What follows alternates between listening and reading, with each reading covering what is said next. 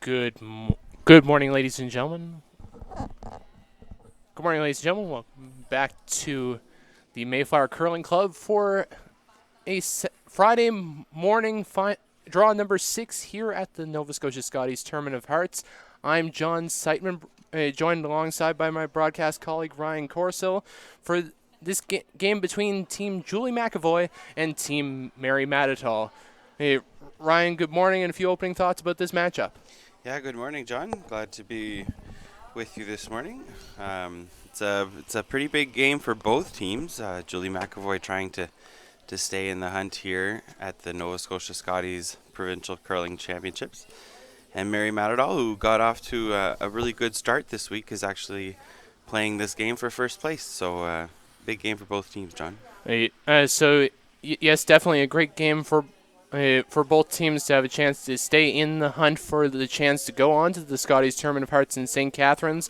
We'll give a quick rundown on the standings with 2 draws left to play. In first place, Mary Mattattall on our feature sheet at a record of 4-1. Second place, Jill Brothers, a defending champion at 3-2. Also tied at 3-2 are Team Kristen McDermott, Team Mary Mattattall, and also Team Julie McEvoy. So big game for Team McEvoy to stay alive in this event.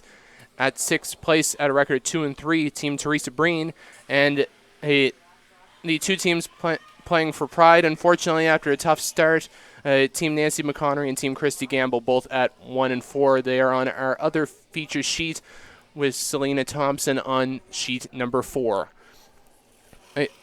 Yeah, Selena's got the call over there this morning, and we say playing for pride, but really these teams, from what I've noticed all week, are all really evenly matched, and any game can really go one way or another based on a few rocks. So it's just the way cookie crumbles sometimes. Some teams are having better weeks than they had in years past, and the reverse of that happening as well. We've got a pretty aggressive start here to the first end. We might as well get to our feature game here. There's some exciting action already. You saw Julie McEvoy place the center guard right away. Mary Mattattall came around and her lead stones Andrea Saulnier, and Julie McEvoy just attempting a freeze on the yellow stone, just coming up a few feet short, will give Mary the opportunity to split the house and lay 2. So we'll quickly take a second to introduce both of the teams. Mary Mattattall, as Ryan mentioned, the lead is Andrea Saulnier. The second is Jill Alco-Holland. The third is Margaret Cutcliffe, and the skip is Mary Mattattall. Team Julie McEvoy, the lead is Caeleigh MacLean. The second, Jill Thomas. The mate is Sheena Moore. The skip is Julie McEvoy, and Team McEvoy is coached by the former Nova Scotia men's champion, Stuart MacLean. As we see, it appears that they just barely are into the house with the biters sitting third shot. Yeah, Andrea just a few feet short on that, but they do manage to hit some paint with it. So we'll force Jill Thomas, second stone for Julie McEvoy, into hitting it. Jill would like to roll into the center here. The sweepers are trying to hold the line, but it looks like it's just going to curl up to nose. Will it grab a piece of the 12-foot? And it does. So that's going to force Mary right back to have to deal with that stone, and really keeping both teams away from the situation in the center, but we're going to see the play return to that eventually. So now we're going to see Jill Alco-Holland going at least attempting what looks like a double probably, but it's, as we've seen with a few games on this sheet, it does curl a lot from the center line out, so very important for the sweepers to know that, as well as for the person in the house calling line, whoever that may be at any given time. Yeah, those last 2 stones both really curled a lot.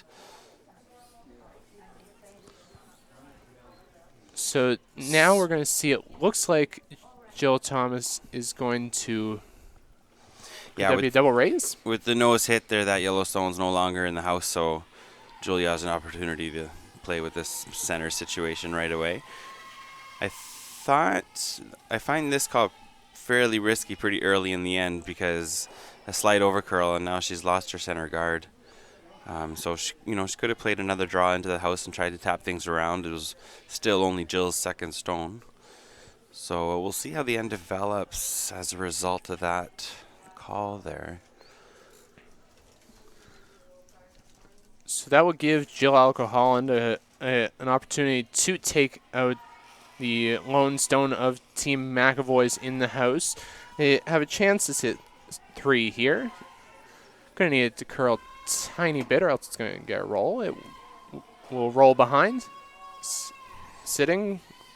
Okay, just the 2. The other one is outside. So sitting 1-2. So, yeah, advantage Mary set up early with hammer, and Julie doesn't have a center guard, so she's going to try to get a roll behind that corner guard here and push some offense that way. The offense is going farther from the center, and Mary will like that, keeping a path open for her last stone should she need to draw the forefoot. So that's going to just go right to the nose, sitting on the 4-foot with that shot from Sheena Moore. We'll quickly also just give you a quick rundown of the other games in play. We have 4 games in play here this morning at 8 a.m. here at the Mayflower Curling Club in Halifax, Nova Scotia. On sheet number 2, the defending champion Jill Brothers facing Team Kristen McDermott. Both teams at 3-2, looking to keep their hopes alive. On sheet number 4, as we mentioned earlier, Team Nancy McConnery and Team Christy Gamble, both with lots of rocks in play here right now, and both playing for pride, but still have had a phenomenal week. 2 of the best teams in the province, and then a rematch of the final from just a few years ago as Team Teresa Breen faces off against the former world champion Marianne Arsenault. So great morning of curling as we come back to our feature game with Sheena Moore here. Yeah, so Mary ended up getting the roll behind the corner, so Sheena's got some work to do here. If it curls, it could get a little bit back, but it looks like it's going to flash a bit. Yeah. Tough go from Sheena on that shot. Yeah, another thing I'm noticing, John, here as we settle in for this morning draw, the game between Breen and Arsenault and the game between Brothers and McDermott, both really big games, have started out with a really open end, just exchanging hits, throwing them up and down, and we have some stones in play here, but looks like the Christy Gamble and Nancy McConnery game have gone all in from the beginning, and sometimes we'll see that when a team has been mathematically eliminated from the playoffs. They just play a little harder and try to set up some ends. So now this stone is going to move over a little bit. Will it stop? Sweep from Marg trying to lay 3 there, and Jill. It's just going to be a little heavy. See that sometimes in the morning. The ice is always real crisp.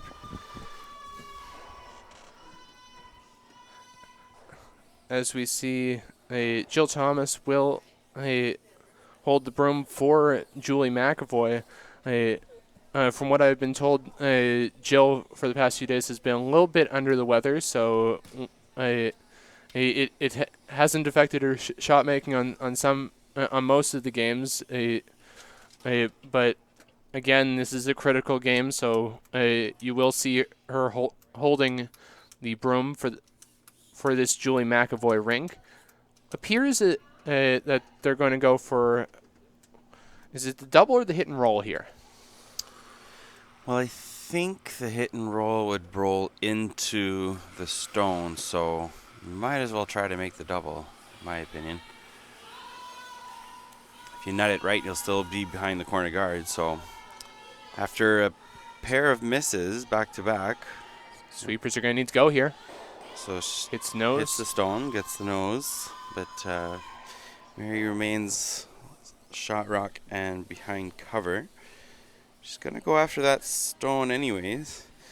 Maybe afraid of the first end draw here this morning. So we see Mary Mattattall, the current #1 skip in this competition, going down to the hack for her first of 2. Yeah, Mary's had a really great week and a great year, really. This team won the Lady Monktonian earlier this year in Moncton.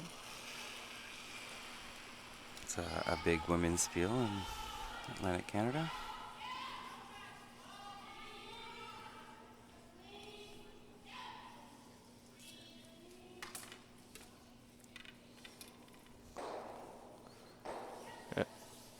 Mary comes out of the hack, going for the hit. Sweeper's working on it. Yeah, she's throwing a little less weight than Julie, I would say. So, if Julie's curled, this will definitely curl. And she gets the same kind of nose hit. Changes the angle quite a bit, though. Double's really tricky now. I don't think you'll see Julie really play that very aggressively. Looks like she's just going to try to hit and roll, and Mary will have a draw for 2. If the roll is made perfect, Mary will have to hit the 4-foot or at least full 8-foot. So shrinking the scoring size down a little bit, but still a good opportunity for Mary to score early here in this game.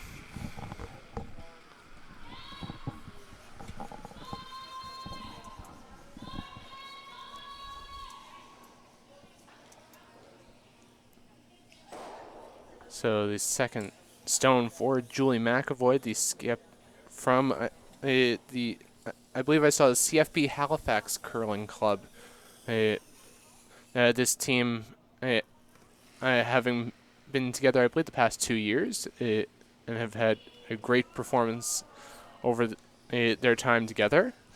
Yeah, I think you're right, John. I think Julie took on some serious skipping duties for the first time last year, and they had a first year together kind of season last year, and it's been quite a different story this year, and that's reflected by their performance here at the provincials. They're really in the hunt for things this year. So Mary Mattattall will come down to the hack with a chance to draw for 2 to open up this game. Definitely a good execution of the game plan for the Mary Mattattall rink. Yeah, Julie rolling out on the takeout hit, and instead of shrinking down this scoring area, she opened it up for Mary. So now all Mary has to do here is hit the paint, and she'll score a deuce in the opening end.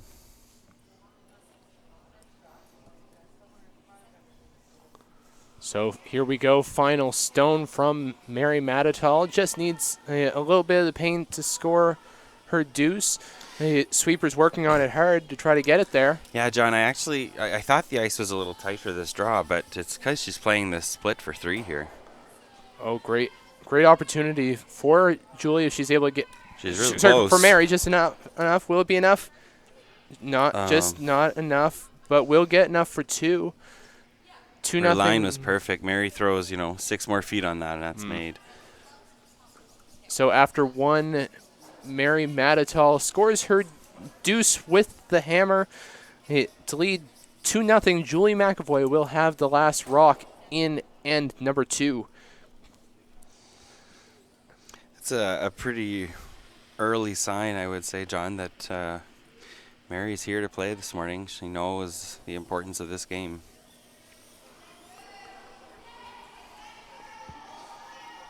That could have been a 3-point in the first end.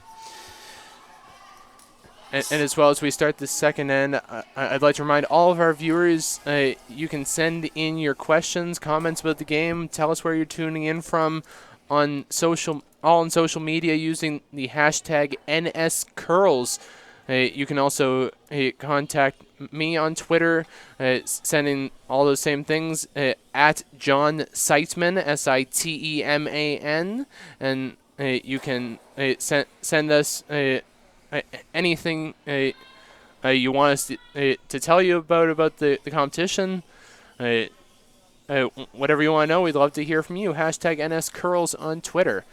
We see this first stone of Andrea Saulnier coming in, will sit appears to be just at the back of the forefoot, biting the button. Yeah, Mary got off to the early start, so we're going to see the more defensive play coming from her team, and Julie throwing up the corner guard, trying to generate some points here with hammer.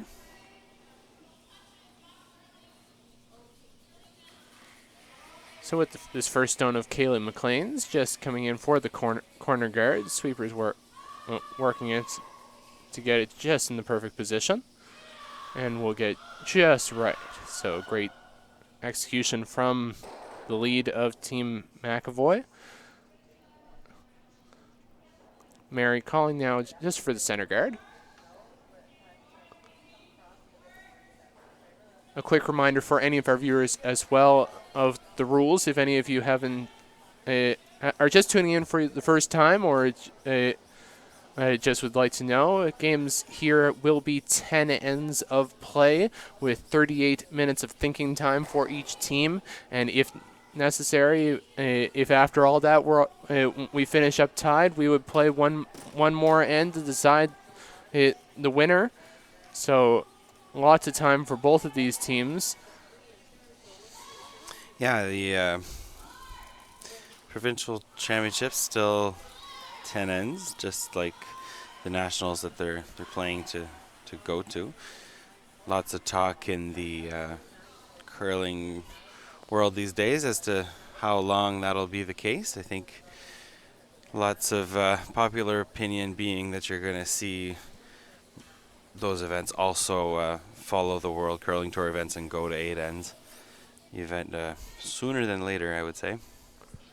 So Caeleigh looks like she's going to come around, try to rest on the stone of Team Mattattall's at the back of the yeah, this one's over curling.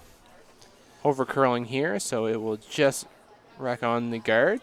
A little bit of a tough miss there for McEvoy, as it does put a little bit more protection for Mary for that stone at the forefoot.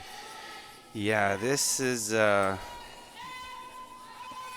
has the potential of Mary could be set up really well here early. So Julie will have her work cut out for her.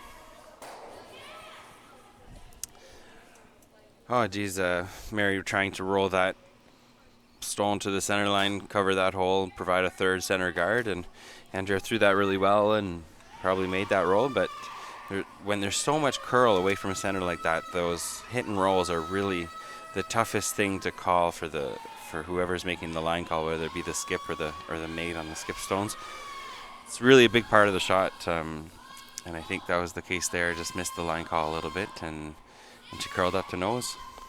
So for this shot, you're going to see Jill Thomas coming through trying to get through the port, get to the stone at the back of the forefoot. Will it be enough? Will it get by? It will not. It will move off the guard.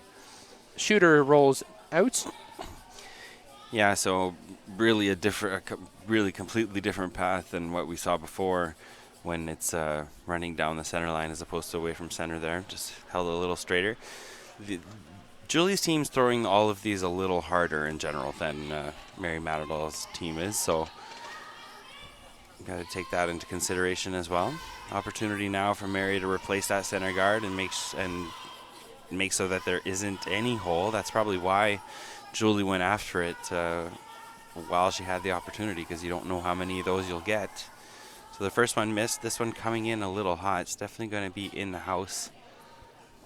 I'd say this is coming right down to shot stone. That stone will come to rest. Just a little bit of separation from the other stone, sitting at the top of the forefoot now. So we'll see. It does look like Julie will play at that stone. There should be enough of an angle that if you hit it just right, you should be able to get the double. Could it be a double possibility here, or at least get one of them off? Yeah, I'm not sure the double's there, John, just because I think she managed to get quite a bit of that behind cover. This has to curl to get a piece of that top one, so they definitely won't be getting the double. Okay, so it will just get the top one off, roll out with Team Mattattall sitting at the back of the 4-foot. Yeah, so a couple opportunities traded back and forth here. Mary calling for the stone on the top of the 8-foot. I think Mary feels that with where that stone is, the 4-foot path is blocked for a draw, so Julie would have to hit it for her one.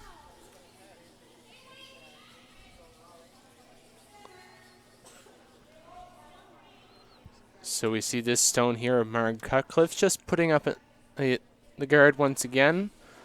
Yeah, Mary actually, they called for that one in the house, but Margaret's just throwing it a little light, but Mary will take that, no problem. And so I'm really interested to see what will happen here, because Julie's calling for this draw. I think that's an awfully tight port for the draw, and yeah, so she's going to go to the other side. Or not. So, John, I really think if you feather that outside guard, I think you overcurl the stone in the house. I'm not sure this freezes here, but Sheena's going to give it her hardest, her best try. Really has to hang on that outside yellow guard for most of the path, and that's exactly what it's doing. And it's going to stay on it a lot and promote it. We'll see some sweeping from the skip here. Just removing that stone will replace the guard with her own.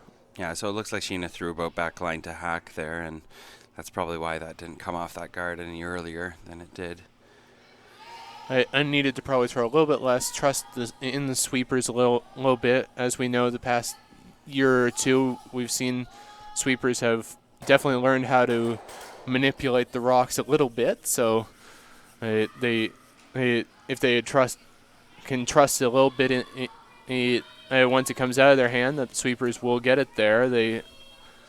So Mark looking to plug this hole. Mary switched the turn on her, went the other way here. That's probably because of where that blue ended up. This one slightly over curling the hole. Still a port, but definitely only for hit weight now, and the stone's buried, so he wouldn't be hitting very much. So Julie's gonna play the peel, try to open things up. Needs a shot. Needs to have a shot on her last here.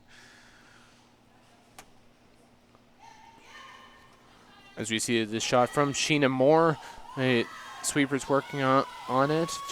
Just will it will just go by, rolls over to the other side. Yeah, so only getting one of the guards. Mary's stone is fully buried here, so I think you're going to see Mary throw another one in.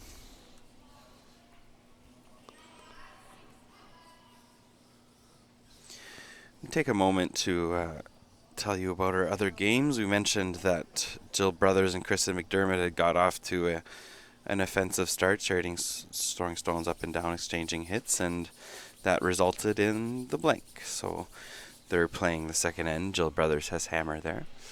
And in the other open game we were telling you about, Marianne Arsenault actually missed the blank attempt, so was forced to take one. She'll lead Teresa Breen 1-0.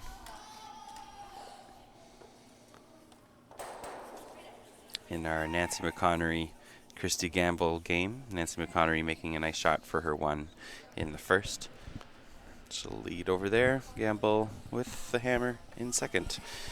As we take a look at Mary Mattattall's first of skip stones here in the second end, trying to draw around her center guard, place another stone in the rings. Sweepers are going to work on this, try to get it by. If they can just keep it moving it just enough, they should be able to get it in, but it will rub the guard.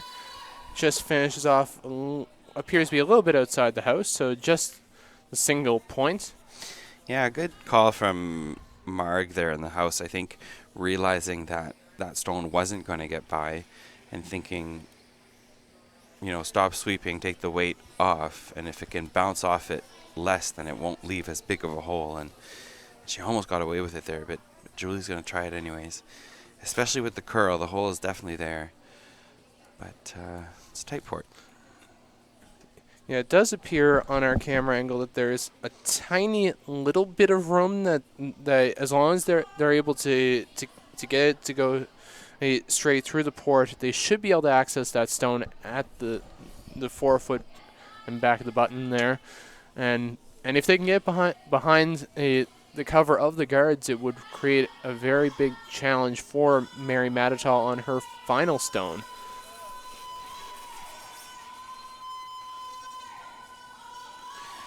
Yeah, Julie looking for the skipper's deuce here in the second. Which makes this hit. She might keep a blank alive.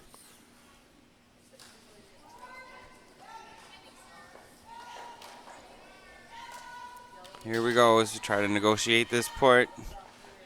Sweepers like it. Line caller likes it.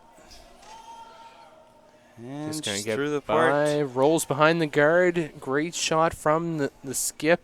Appears to be fully buried.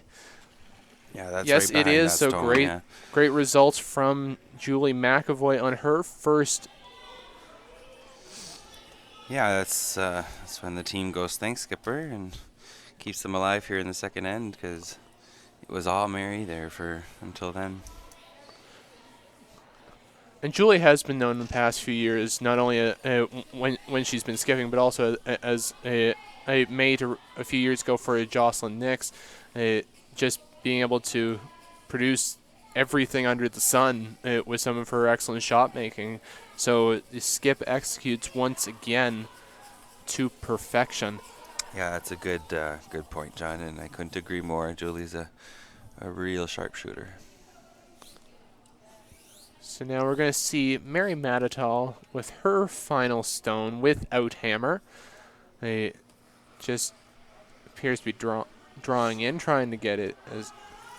Yeah, I think Mary trying to hit, trying to draw behind the center guard here. Okay, here we go. But definitely wider line, so I think they're going to try to play this tap here now. I think Mary's a little light, so I think get caught in between. Well, she'll definitely find the port, but she's a little light on her draw.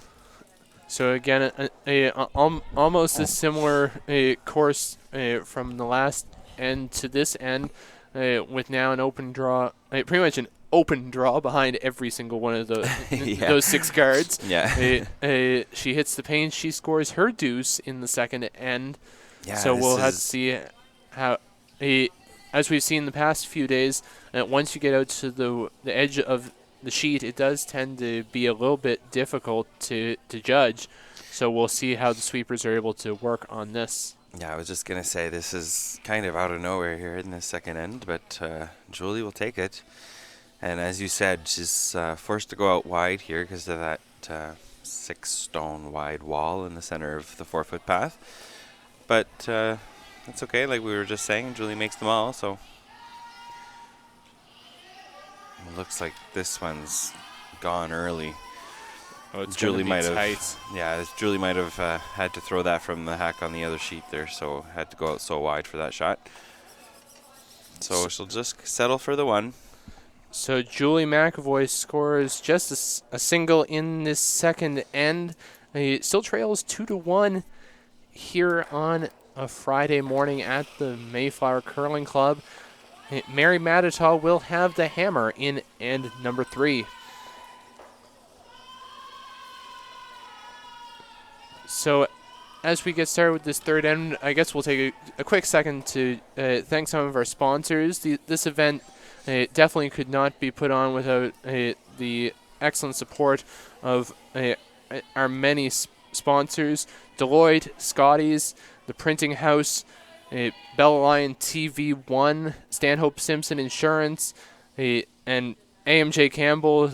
There are so many sponsors that really help put a big event like this on, and we thank all of them for their support of Nova Scotian curling here, helping put on this 2017 Nova Scotia Provincial Championships, both the Scotties and the Deloitte Tankard taking place here this week. Takes a lot of work to put this event on.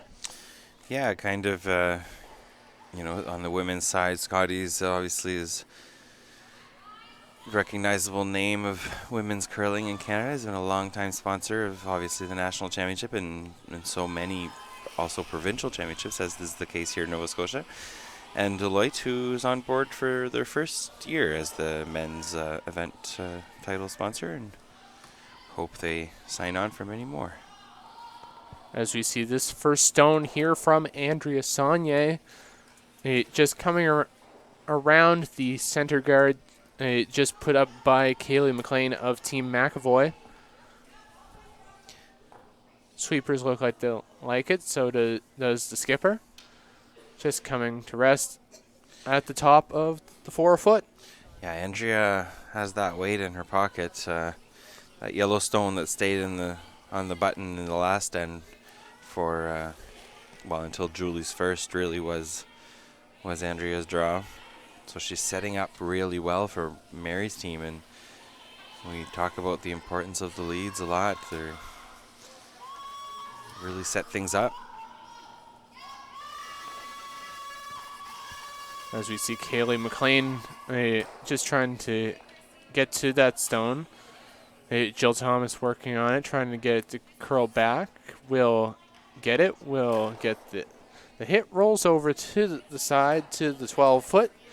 Yeah, so much curl. Andrea actually poked out on the other side a little bit there, and gives Julie an opportunity at the hit. Rolls to the wing. Mary's gonna hit the stone, the lead, and the hammer. No need to keep more stones in play than necessary. Gonna play this same kind of outside in throw we saw in the first end, and with the curl we've seen, I felt that was not very much ice from Mary down at the other ends, and you see the sweeper sweeping hard for the line here. She'd like to roll a little bit to the center, and she will do that. It will roll. It will roll to the center line. Sits at the back of the 4 foot. Great execution there. Yeah, so she makes it perfect. What do I know?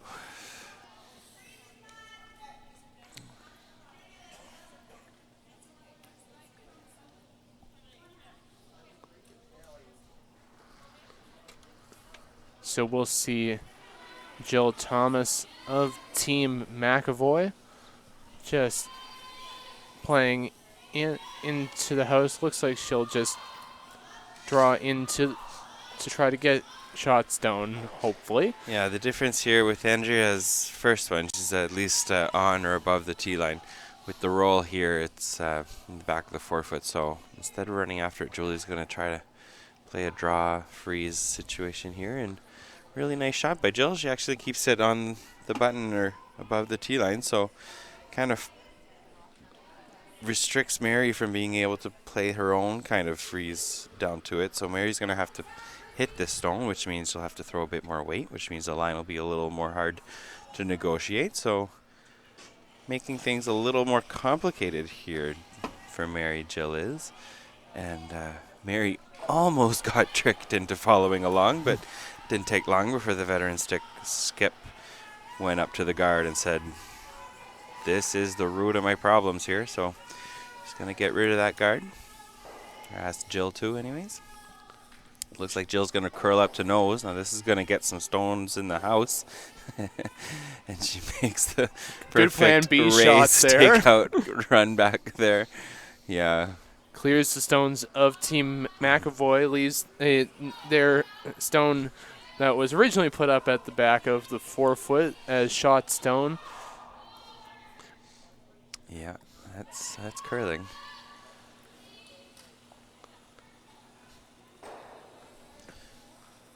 So Jill will try to put this rock pretty much right back where it was.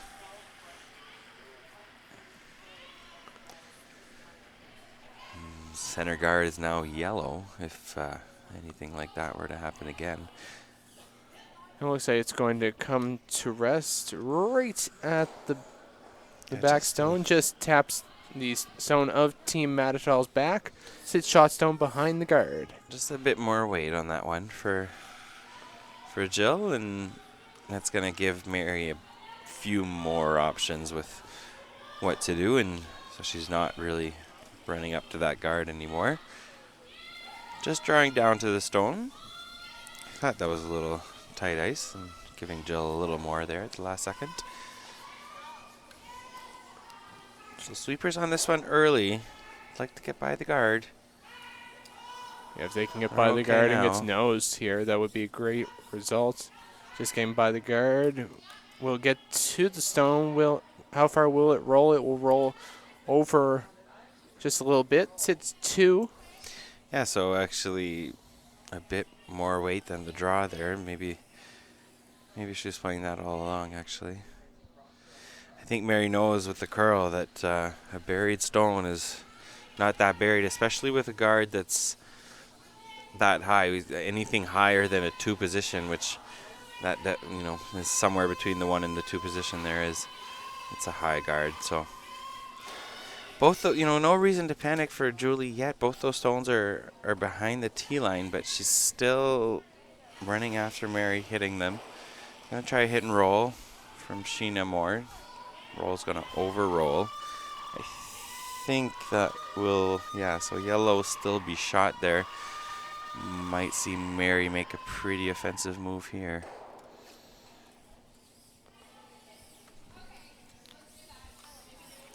Yeah. So 2 options as she's indicating. We can run after that back stone or draw top 4. Really, my opinion, no reason to hit that back stone. So here comes the draw. So as we see this draw from Cutcliffe, the mate 14 Mattattall, just trying to draw in to where the skip had pointed out at the top of the 8. Yeah. Looks like it's just holding a bit. Where will it stop? Oh, it's going to stop just tapping on her own. Wilson shot stone, just sitting the 1. Yeah, so a little heavy there because that's going to give Julie an out once again. All those stones behind the tee line, definitely not where Mary would like them. Second attempt here from Sheena Moore.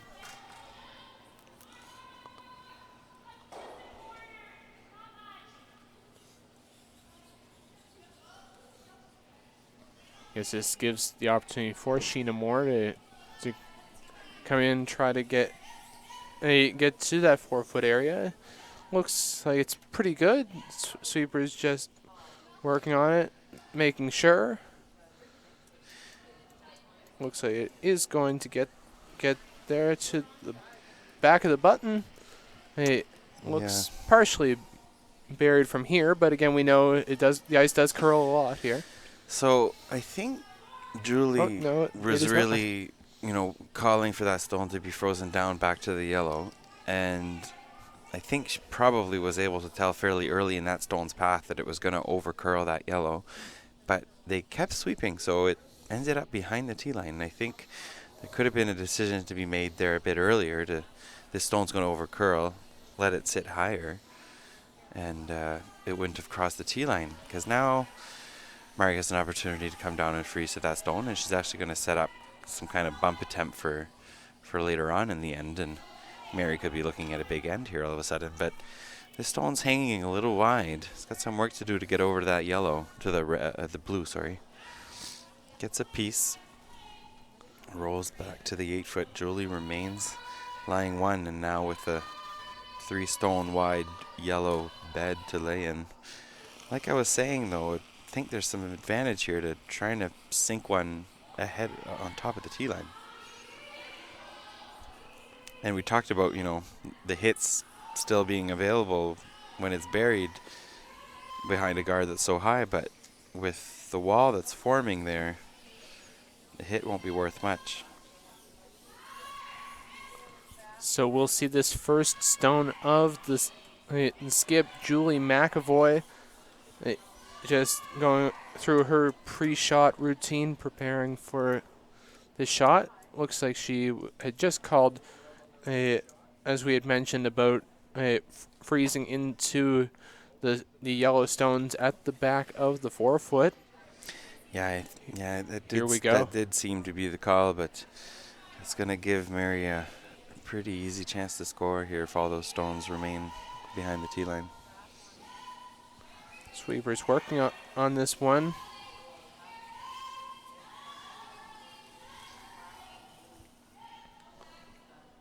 Yeah, they're definitely playing to the back.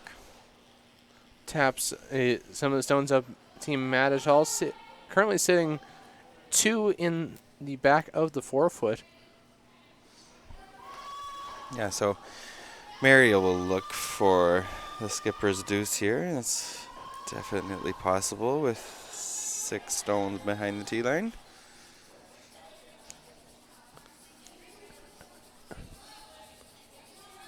Not only behind the tee line, John, but they're all on the slide path. They're all on the 4-foot path. And as you did mention, Ryan, Mary is one of the most experienced players in this province. We see many banners up here on the walls at the Mayflower Curling Club with Mary's name, one of the best in the province. She's won the national title in the mixed a few times, won the Nova Scotia title a bunch. Yeah, actually, Mary lost the final to the Scotties in 2012. So not that long ago, really. She's remained competitive in the province for decades, really. Just a really long, great curling career for Mary Mattattall. As we see his first stone from Mary Mattattall coming into the back of the 4-foot, comes to rest in between the 2 stones, sitting shot stone. Great draw from the skipper. But it does, I suppose, give a chance for Julie to play down to that stone and potentially get to sit going into her final. Yeah, I don't mean to be a broken record here, but at some point someone's got to throw one above the tee line. And I will say that was great camera work from our crew from 45 North. Director Sean behind the scenes making us look good and giving you a little bit of insight into the game as it happens. Final stone without hammer for Julie McEvoy, just trying to come in to the shot stone. It's just hanging out a little bit. Will it curl? Needs to curl a bit more. Yeah, Julie might be a little heavy on this one, which is why it's not curling as much. And it's not going to make it to the yellow, so yellow will remain shot, and Mary will have a draw to the 4-foot for 2. Mary has some backing, mostly blue backing. I don't think she can use her yellow backing very much, so I think that's why you're going to see her take a bit wider path and, play down to the blue. Yeah, exactly. So we will see Mary Mattattall coming in on the in-turn side, trying to draw to the stones with backing to try to score her deuce with the hammer.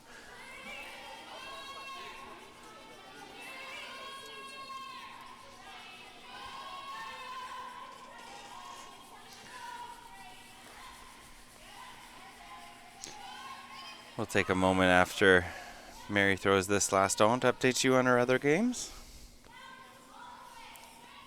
And there are a few nail biters, so we'll definitely be looking forward to that. There's some big matches, tight matches here as we go with final stone from Mary Mattattall. Sweepers working on this stone as it goes out to the edges of this sheet. Yeah, so Mary took a bit more broom in order to play down to the blue backing. That sent her out into a bit fresher path, and that's why that's going to come out light. Yeah, missed opportunity there for Mary as she settles for the single here in the third end. So, as you say, again, Mary Mattattall scores her single. 3-1 lead. Team McEvoy will have the last rock in end number 4. So now, Ryan, let's take a second to tell our viewers about the scores of the games on our other sheets. Very tight games and a little bit of stealing going on there in our big matchup on sheet number 5 between Breen and Arsenault. Yeah, so we mentioned that Marianne nosing a stone and forced a 1 in the first, ended up stealing 1 in the second and stealing another 1 in the third. Tanya heavy on a draw in the third there, so she's up 3-0 on Teresa Breen. The Breen team at 2 and 3, so playing for their Scotties lives here this morning. And we have a tight game between Kristen McDermott and Jill Brothers over on sheet 2. It's tied 1-1 there. McDermott with the hammer in the fourth.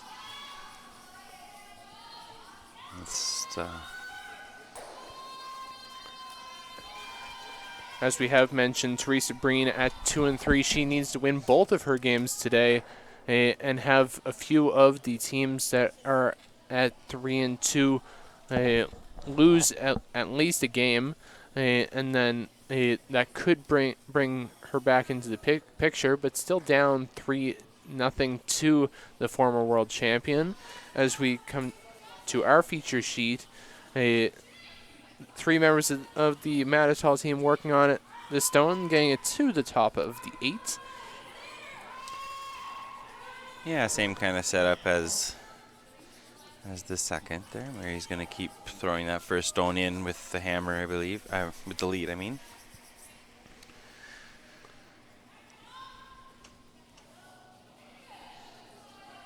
So as we see another corner guard being placed by Caeleigh MacLean. Sweeper's working hard on this, trying to get his across the hog line. Will get just enough to sit just past the AMJ Campbell logos in the ice. So Mary will call for her lead, Andrea Saulnier, to come down to that stone. Yeah, I think if that stone is a little closer to the center, you see the center guard, but you usually don't guard stones in the 8-foot. And we took a second just to update you on our third game there, because they were playing a fairly lengthy, complicated third end, but Nancy McConnery with a really nice shot on the last one scores 2, so she'll go up 3-2 on Christy Gamble in a battle of 2 teams at 1 and 4 there. And that is our other feature game on Bellline TV1. Joel McDougall and Selena Thompson have the call for that one here on a beautiful Friday morning. Bright and early for these teams. They will play 2 games today with their final draw taking place at 4 o'clock. The men at 12 and 8. Yeah, so it's the last day of round robin here today, John, and we're going to have some dramatic finishes, I believe. There's log jams both on the men and women's side so far. Going to see a bit of that break up with the games today, but we'll wouldn't be surprised to see some tiebreakers tomorrow on both sides. And it would definitely make for some dramatic finishes for not just the viewers live here at the Mayflower, but also on TV1. We'll hope to have those if there is any tiebreakers in play. There are many options, but as you say, many of them could change as the day goes on. You can follow all the results on nscurl.com with the standings, the scores of the games on the other sheets in play. But if you want to keep tuning in with us as well, we will keep you updated on all the action here at the Mayflower. Now we're going to see Jill Thomas of Team McEvoy trying to play the hit and roll. Yeah, we have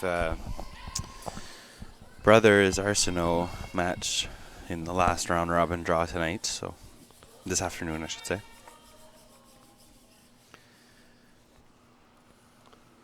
So Jill will get to the nose of that stone, 12 foot. Now will sit 1. Both teams looking for that roll, so that's behind the center guard here. rock slowly creeping up higher in the house.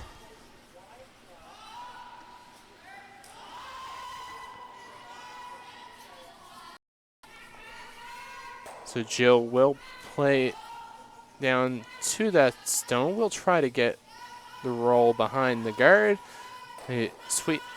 Sweeps, gets it, will poke to the other side, to the 12 foot, will sit 1. Yeah, big roll there. Ends up poking the other side. Julie with the hammer here is going to try to set up her deuce. There's no real reason to run after that stone out on the wings. She's got a corner guard. She's also got a center guard kind of close to the same height, so she's got a small port to negotiate there, but with the turn she's throwing, that stagger should be fine. And as we have seen there, once it does cross the center line, it does curl a significant amount. So yeah, Sheena more trying to make this cross the center line, but it's not going to. Sometimes those ports look big, but as we say, when they're in the line of eyesight, they're just there, and they play into your mind a little bit as you throw that shot. So I really thought I liked Sheena's chances of making that, but doesn't get off the center line. I think that's what we're seeing a lot. Is they really only curl once they're fully off. We'll see the stone here of Marg Cutcliffe's just trying to come in behind her guard. Yeah, sweepers need to work this one. Working hard on it. Just comes up short, a few feet ahead of the house. So it gives an opportunity for Sheena Moore to get one of her stones to draw behind the guard and get an opportunity to score a few, hopefully, if they keep executing the shots toward the end of the end. And we can tell you that Teresa Breen's on the board against Marianne Arsenault with a real classic deuce set up there with hammer and a corner guard by Teresa Breen. So Marianne leads 3-2, and she'll have the hammer in the 5th. Another opportunity for Julie to go around her corner guard situation, and Sheena obtains full redemption on her first one. Nice shot there. Yeah, great draw. Draws right behind the cover of her 2 guards. Mary will look at the angles, try to see if she can get access to that stone. She looks like she's going to call to play a little bit of a low weight shot to try to get enough curl to get to that stone and bump. Yeah, what a testament to the curl here this week at the club is, Mary thinks this shot's here, no problem. I can tell you from experience, John, on regular ice here at the Mayflower, you wouldn't try this shot here on 3 in a million years. Yeah. But no problem. Wow. Actually curls up to the nose of it and is now sitting behind those corner guards. Julie still with the chance to play down to it here. Just can't believe that curl there, John. And that is an excellent testament to the great ice. It has been worked on the past week and a half or so by John Wall and his crew. John Wall, one of the top ice makers in the country, coming in to work with the crew here at the Mayflower to produce the excellent curling ice, similar conditions, try to keep our teams competitive and prepare them for the national level in this championship. As we see this stone from Sheena come down to the stone of Team Mattattall's.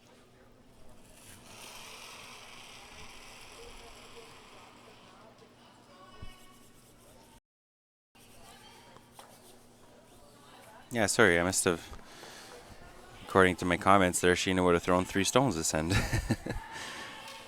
The misdraw earlier would have been Jill's last stone, so 2 nice stones from Sheena. Sorry, Sheena. Would have liked to bump that one back a little bit because it's above the tee line, and as you can see now, makes the freeze, but yellow is still shot rock, so should be able to play some kind of tap situation with the curl we've seen for to lay 2. Mary's going to try to prevent that. I think she's playing down to it, John, or she's just throwing a guard? I think she's probably going to try. I think she's probably playing down to it. If she's able to protect a little bit, it would create an opportunity to either force to a single or maybe even keep that stone in to potentially steal if she works hard enough for it on her last shot. Yeah, so Looks we like see it's gonna be a Mark, bit they're heavy. saying top 12 or so, but Heavy-ish. Sweeper's saying it's a bit more than that. They're trying to they're going to be on the blue. You want to make sure they're still shot. I want to set up a nice angle so that blue squirts out the side when the hit is played. I think they might have over-curled just a hair for that, but throws a third yellow in the house that Julie will definitely have to deal with. I don't know if Julie can make that for 2 anymore. Could be interesting to see because, as we know, these provincial rocks a little bit different than the normal club rocks that we see here at the Mayflower Curling Club. They're not used as often. The striking bands on the stones are a little bit more lively, can produce different results on hits than you would usually see. So, could be an option here. Yeah, that's a good point, John. The rocks really are bouncing a lot, and with the angle that Mary's team created there, the hit way squirt this blue to the right side of your screen as you see it. That top yellow is not going to go anywhere. So then the question becomes, how far will that side blue squirt, and will the yellow, in fact, then become shot? And Julie's going to find this out on her own here. Might make the shot for Mary, I guess. Yeah, back to your point about the striking bands. They really just do bounce off the rocks. We heard a skip on the men's side. Paul Dexter was doing some guest commentating earlier this week that I was listening to, and just gave a really great description of what it's like to play with these stones. It's really a different situation than your normal curling club league games that you're used to playing all year. As we see this first stone here of Julie McEvoy's trying to make the hit on the stones here at the 8-foot. Sweeper's working on it. Julie trying to get as close to nose to this as she can. That will help her chances of saving the blue. But as we mentioned, the blue skirting out the side easily, and that that goes right back to your point, John, about the striking bands. Thought that might stick a little bit, but no, it bounced right off and spun to the side in a hurry. From the camera angle, John, it appeared that the blue stayed for second shot. Yeah, I believe it there has, it yes. looks like it has. From what I'm looking at down here, it really looks yellow to me. Sometimes the cameras can be a little deceiving, just the lens kind of squishing the rings a little bit, so it's a little misleading sometimes. But Mary trying to kind of step away from that, go around wide to the center guard, trying to put one in the 4-foot buried. Already laying the one, definitely applying some pressure here in the 4th. And this is a similar position as we've seen in the past few ends of playing out wide, and it looks like they are a little bit tight, it appears. Sweepers are working on it, trying to get it to hold the line. Will it be enough? It will. I think just okay. Barely get there. Sweepers working on it to keep it going. Will get to the 8-foot. It's 1-2. Really nice draw there from Mary. Almost over curled. You might see Julie try to come down to that with back line or so. If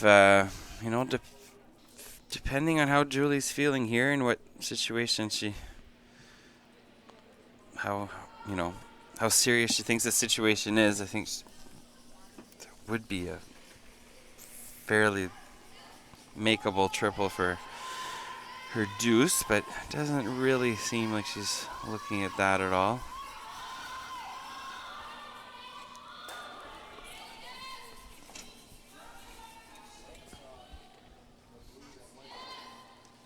So it does appear as if she's playing a relatively wide line compared to what we can see up here. So a little bit puzzling. Yeah, I think, you know, it looks like you might just be playing the straight draw to the pin with a broom like that. You know, she can throw a little, you know, she can throw back 4, back 8, roll off the stone if she over curls, but we're dealing with a very small margin of error here. Julie's last. Mary Mattattall laying 2, maybe 3. This is a big shot here for Julie. As you say, definitely big shot from Julie McEvoy right now. Needs to get to the button to score a single point. Very important shot this early in the game.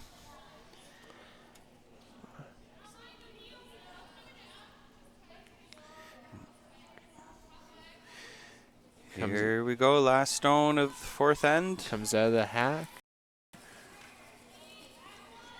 I think that's definitely a weight that would tap the stone. And it really does seem to be curling, so I think Julie knew what she was doing here. Needs to get by this guard. We'll get it by. There you go. And gets to that stone. Scores her single point to still trail 3-2 here after 4 ends of play. Team Mattattall will have the hammer in end number 5. Yeah, Julie made that look pretty easy, but it definitely wasn't. You know, throwing back 8, back 12, just coming down to the stone. Got max curl. And that up to the nose. Quick update as we start with end number 5. The game over beside us between Team Brothers and Team McDermott. The defending champions score a steal of 1 in end number 4 to lead 2-1 after 4. Kristen McDermott will have the hammer in end number 5 as we see this first stone of Caeleigh MacLean's. Just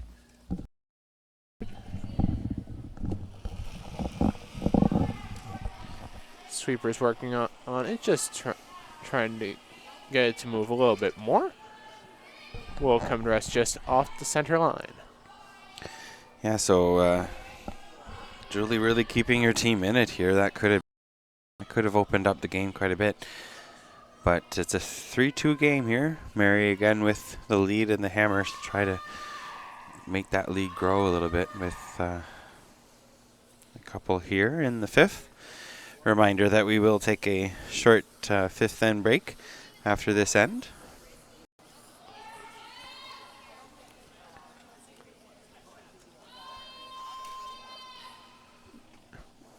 So we have this stone of Andrea Saulnier is just coming into the house. The skip joining them to sweep it to bite the top of the 8. Yeah, Mary trying to draw play away from the center here.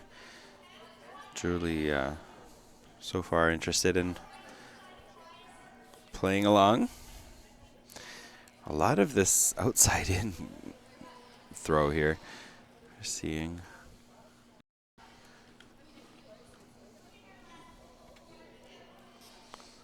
Yeah, we've definitely seen that a lot this game so far, and the curl's been very interesting as we see Caeleigh MacLean gets the hit, rolls toward the center, not behind cover, but still great results from the lead for Team McEvoy. Yeah, so, you know, nice shot there. Julie trying to bring the play back towards the center. Mary going to ask Andrea to roll back to the wing. Try to keep the play out there.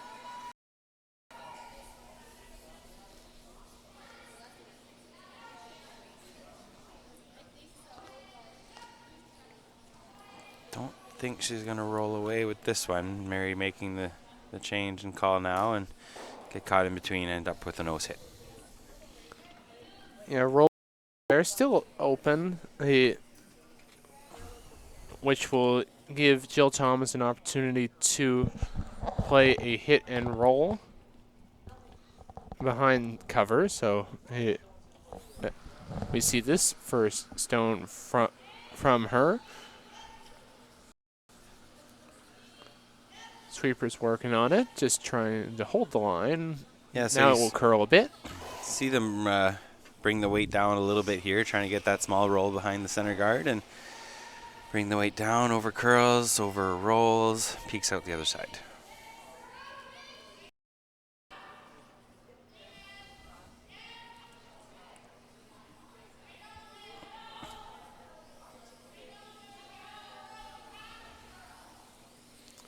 So now we have the stone of Jill Alco-Holland just trying to play a hit on the stone of Team.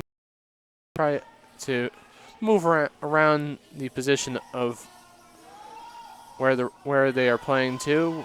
Will roll just partially behind that stone, but still pretty open given the curl on this sheet.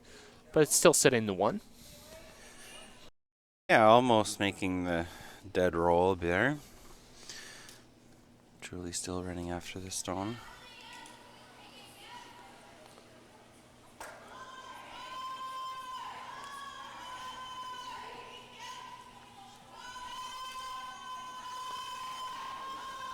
Working on this, trying to get it by. It will just get enough. Will get to nose. A great sweeping work from MacLean and more on that one. Yeah, really, really good sweep. Ends up to the nose hit. Part of what makes that shot possible is the distance between the rock and the guard, and with every hit that's made, the distance shrinks, and Mary already of the opinion that the distance has shrunk too much. So heading up, peeling the guard, not interested in running after stones that are half buried with the lead.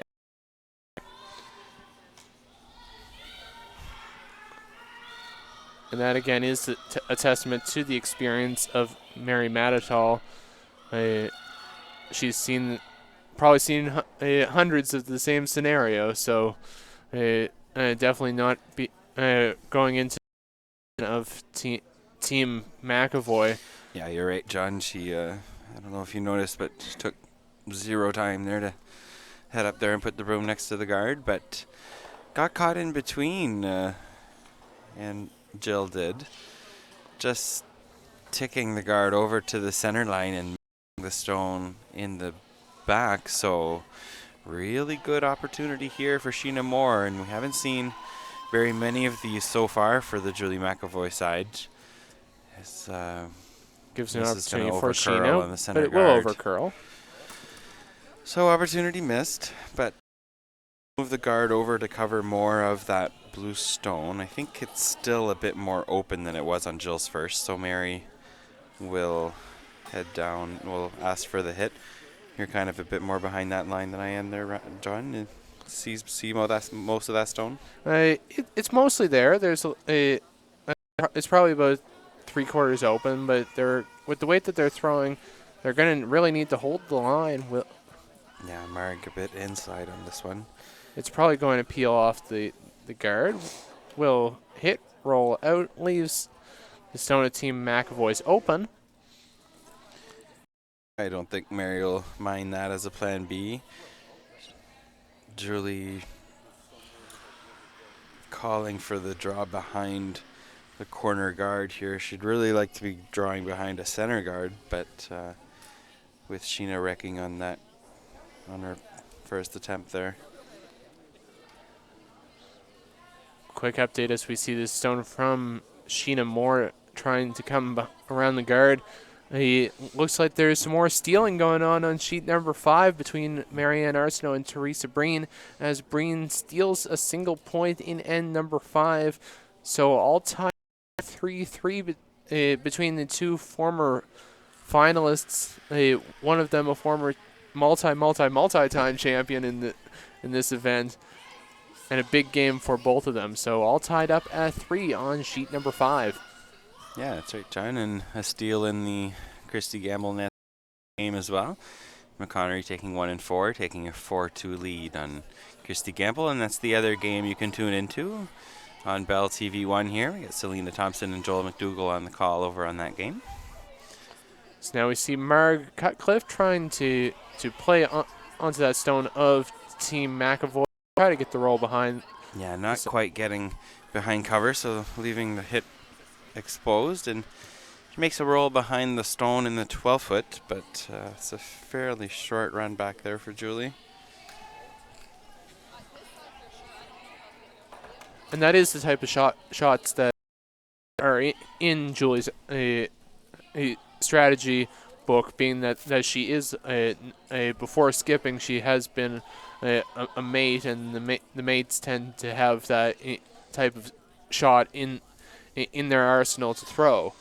Yeah, I think mates shots really, but definitely this kind of moving stones around and promoting them into scoring areas would fall in that category.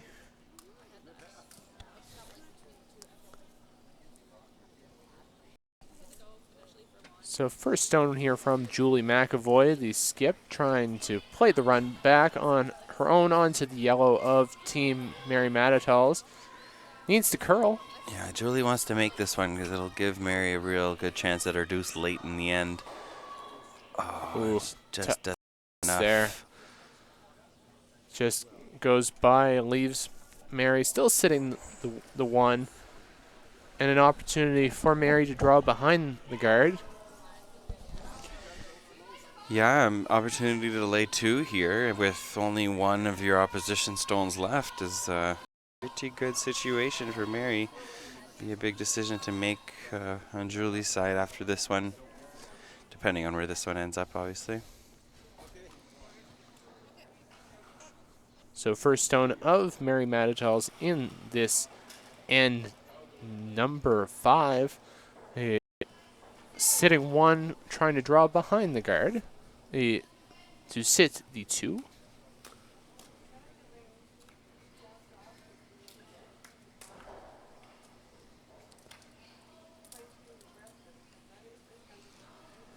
Comes out of the hack here. Sweeper's working on it. Just needs it to start curling here, and it should around now. Yeah, Mary like to be behind cover here, but I guess it's not super essential. Doesn't still leaves it open, so doesn't quite get it fully buried. So Julie will play the hit. I would have liked to know what she would have played had that rock been fully buried, but might even see her give the double a run here. As we see Julie McEvoy come to the hack.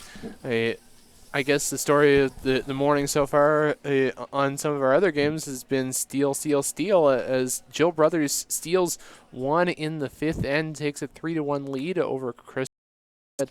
They are in the 5th end break right now.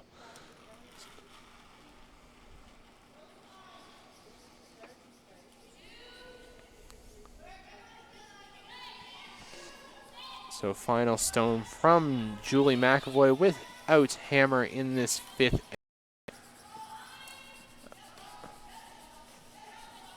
Appears to me to be at least attempting the hit and I think hopefully the double.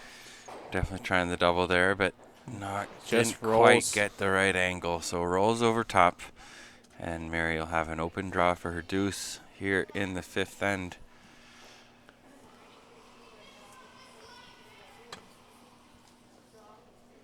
As we see the veteran skip Mary Mattattall coming down to the hack for her final stone with the hammer in end number 5. Open draw to the 8-foot to score her deuce, as Ryan said. Just going through the pre-shot routine to prepare. Yeah, as we mentioned at the beginning of our broadcast here, Mary playing for a spot in Sunday's championship final. Really would like her deuce here, give her a 3-point lead at the fifth end break. Sweeper's working on it, just make sure. Just dusting it off. Yeah, Looks like like they like it's great execution. Hands up from the team. Scores her deuce to lead 5-3 going. Correction, 5-2 going into the fifth end break. Hey, we'll see you back in about 5 minutes. You're watching the 2017 Nova Scotia Scotties Tournament of Hearts here on Bell Line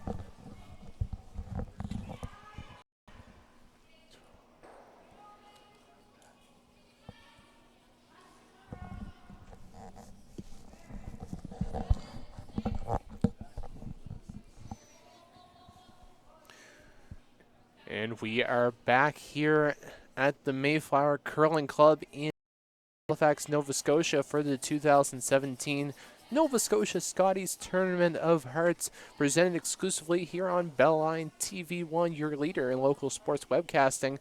I'm John Seitman alongside with Ryan Corso for the call of this team, Mary Mattattall versus Team Julie McEvoy. Hey, Ryan, a few opening thoughts now as we come back here on what's been going on for the first 5 ends here on Sheet 3. Yeah, John, as we were just chatting a little bit on it during the break there, and I was saying that you kind of had the feeling that with the way both teams were playing, that Mary was eventually going to jump out to this lead.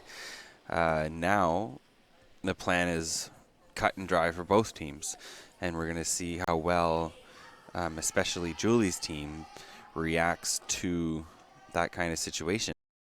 They're going to need some points, and to get some points they're going to need some guards, and that one slipping into the rings for Caeleigh MacLean. So an early miscue here in the 6th, and we'll see if how that develops. Like I was saying, it's going to do or die here. Yeah, fairly quickly here for Julie. As we see Andrea Saulnier come in, makes the takeout, hits, rolls to the side, sitting 1-2. As you said, Julie can play easy for her deuce, but then needs to steal because Mary will keep having the lead in the hammer. So at some point, Julie needs a 3-ender or a steal to make things more level here, and gonna be hard without any guards. Yeah, she definitely needs some guards in play, and given that this is pretty much a do or die game for her, a very not the shot that you need to have with rolling through the house and out the back, leaves Mary sitting 2 and a chance to put another one into the house. Yeah, so we talked earlier about the role that a lead plays on a team, and sets the tone for the end. And we're going to get a pretty good example of that here, because Caeleigh missed both her stones. An early opportunity for Mary's team to lay 3. No guards, so in theory Julie would have a shot to score on her last, but it would only be for a single. And with that 3-point lead, you're going to need more than one. So the stone's moving a little bit. Need some help. Little bit of help here. Jill throwing her stone a little too heavy. Doesn't quite curl the desired amount, and puts another stone behind the tee line and starts building the little wall. Julie seeing that, almost calling for the freeze right away, asking the team whether they liked the hit, but no, we're back to the freeze. I like it. I think that's given this situation, that's what you got to play. Yeah, I like that too. Given the fact that she is down by 3 points, she really does need to play a few of those tight draws and freezes to try to manufacture multiple points in this.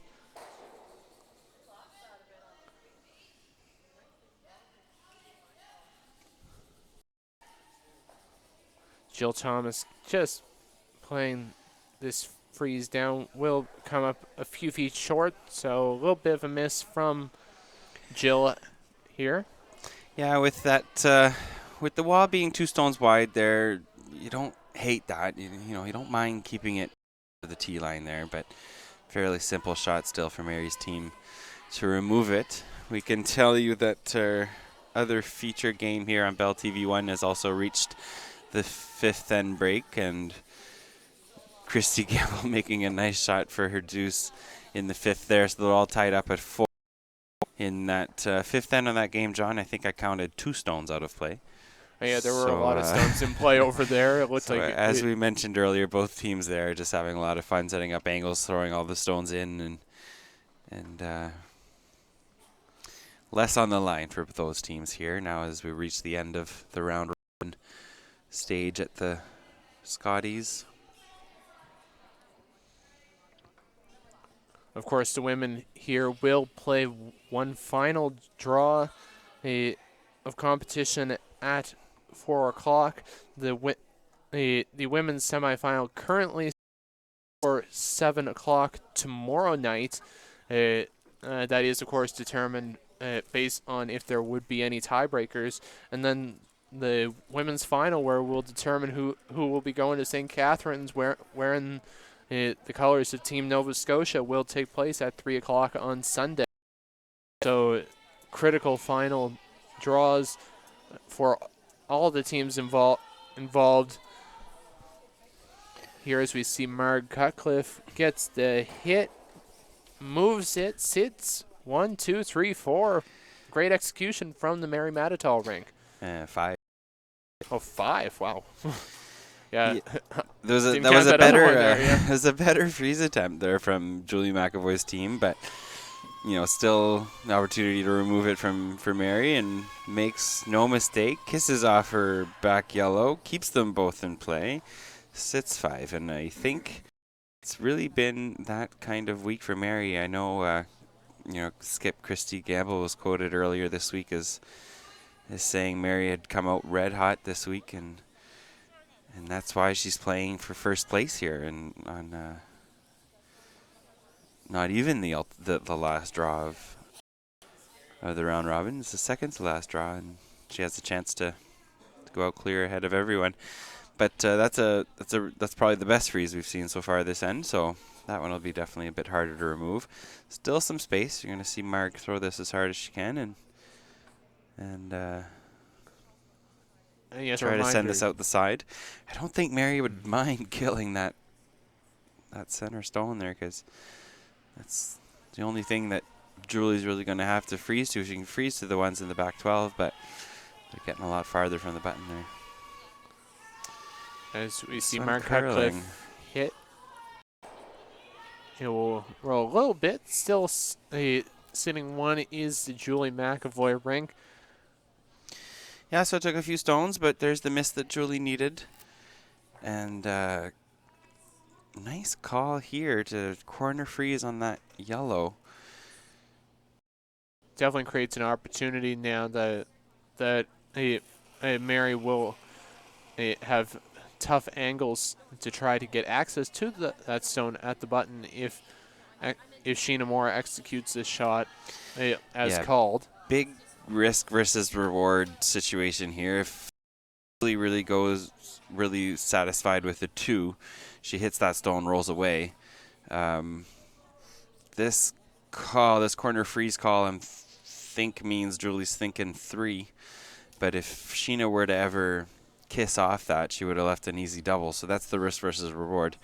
But Sheena makes a nice one. Corner freezes on the yellow and gets the reward. She would have liked to curl a little more, because Mary can remove that stone. Mary's actually going to play the little slash raise on the shot stone. Not a bad call, really. She'll be shot rock there instead of hitting, leaving the blue shot stone. So we see this first of 2 for Mary Mattattall without last rock, up 5-2. As you mentioned, Ryan, big game here this morning for Mary. If she wins, she will be in that championship final on Sunday afternoon, with the chance to go on back to the Scotties Tournament of Hearts. So she is really executing well in this very critical matchup, with, as you see, this first of 2 for her. Yeah, playing this little slash raise. Mark seems to like the line. Looks good from here. Gets the slash, gets the shot, taps a few stones out of the house, but still sitting good position there. Yeah, it's a really nice angle there. Mark made sure that Mary hit that on as much on the outside as she could, because it's really easy on those kind of shots to over curl them, and then you don't quite get the slash angle you were looking for, and the rock you're raising rolls pretty easily. So slashes it sideways. Yellow one stays at the top of the forefoot behind the blue. Now Julie has to deal with it, if not with this one on her last. And, sets up a double quite easily. So Mary just coaxing Julie here into something. And Julie's going to play a freeze on that situation there. I think it looked as if, though, actually she was almost calling to draw around those stones into the back maybe. eight. Maybe. If she gets the right position, she could find a way to play something off. Yeah, actually, that is a off great of her call, own yeah. onto the yellow of Team Mattattall. Yeah, that's a good call. We'll have to wait and see, though. Once again, John, like I say, Julie's really thinking 3 here. She is definitely, and this is that would set up for that 3. But once again, the risk is higher if the stone is misexecuted as well. Over curls on that blue. Mary plays some kind of double, maybe lays 5 again, and that's what Julie would look at on her last. I like the line so far, though. It looks like it'll get around this blue. Now, does it have... Oh, and they just missed rolls off. Still sits third shot, but open. The miss from Julie. Mattattall sits 1, looking to play the hit and flop over into the forefoot. So again, I guess that's just what we've seen all week from Mattattall, the consistency, forcing misses from their opposition, and that's why they're in first place going into this draw 6. Yeah, I don't know. I don't know. They seem to wait quite a while there for that line call. I don't know if they're maybe looking to split and roll away or anything like that. Open hit here for Mary. Mary really wanted to put some pressure. She could throw the guard, but pretty easy to hard to place those guards with this much when there's a lot of curl like this. And if she were to misplace it, pretty easy shot for 3 for Julie. So doesn't want that. Roll behind that situation here so that if Julie plays the raise, she'll nut it on the yellow. Looks like it will just come to the nose of that stone. It will sit 2.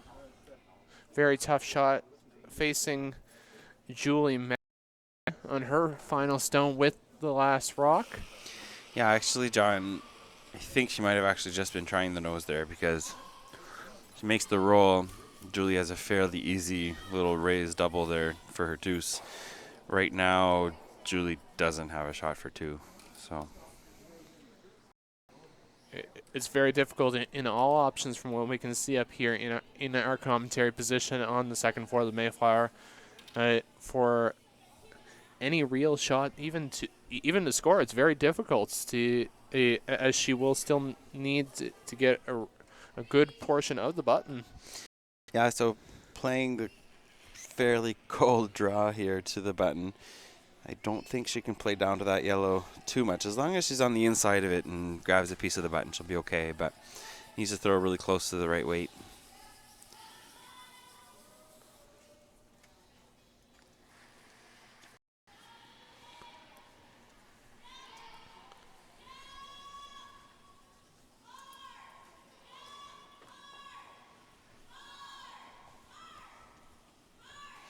Last stone here in the 6th end, coming down from Julie McEvoy, attempting a draw for 1.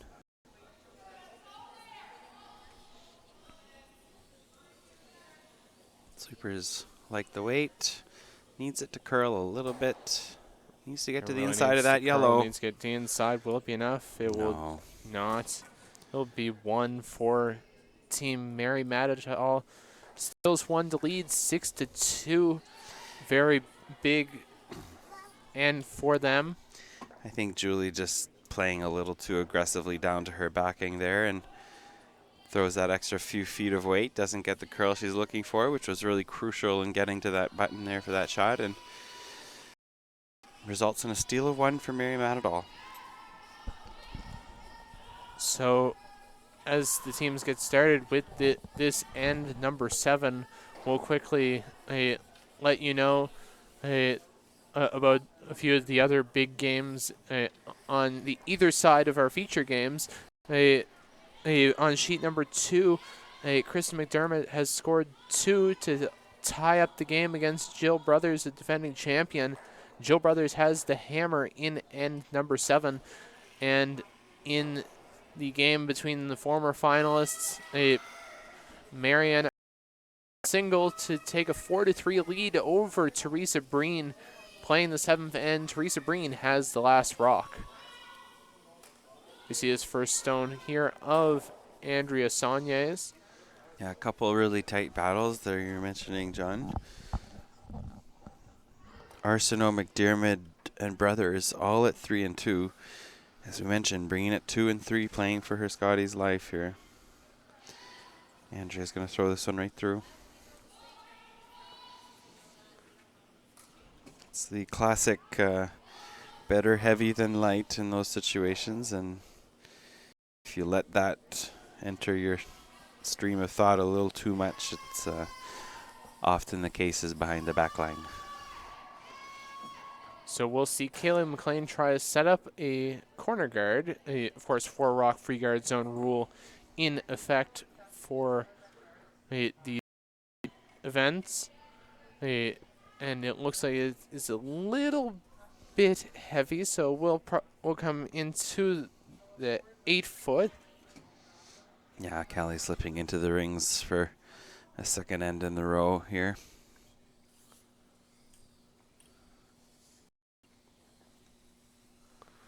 And I guess that's really been a story of the game.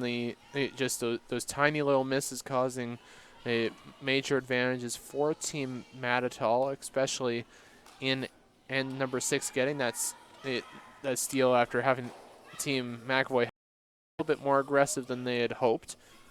Now it's going to be tough for Julie to manufacture the offense that she needs to score, the big end that she needs.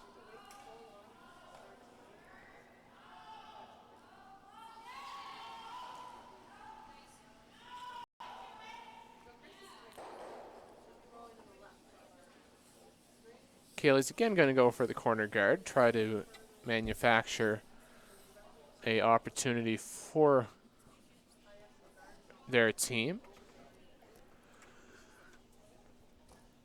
Yeah, it'll be interesting whether Mary plays along or... Nope. Not interested. Calling for the peel, get the 4-point lead. I think you're going to see a lot of this for the rest of the game, and as you were mentioning, John, just a few miscues in the McEvoy rink over the course of the game have led to the score, but also contributing is, as we mentioned earlier, the red hot play by Mary Mattattall's team, and she'll get a miss there from Andrea Saulnier, and Julie will get the corner guard that she needs to deal with, albeit being yellow, but she's going to throw a second one up here. I like the call. Extends the play a little longer into the house. So we'll see this first stone here from Jill Thomas. Just attempting, as Ryan said, the corner looks similar weight to what Caeleigh threw, so it should be pretty similar result on the other side of the center line. Looks nice here. Yep.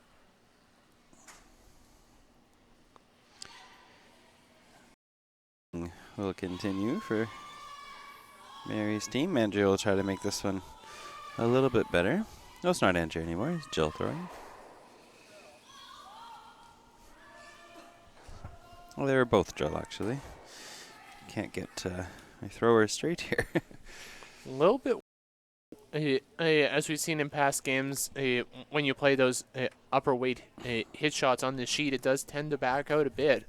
So A little bit of an opportunity for Julie McEvoy now with 2 corner guards to get a stone into the rings. Yeah, so 2 there by Jill on her peels, and Julie's got everything she needs for her deuce here now. So needs a couple stones in the house behind those guards. Jill Thomas will try to make the first one of those here behind her own blue guard that she put up. And have to sweep this one for line. Here to get it by. Will it be enough? It will just jam. Will roll toward the center line.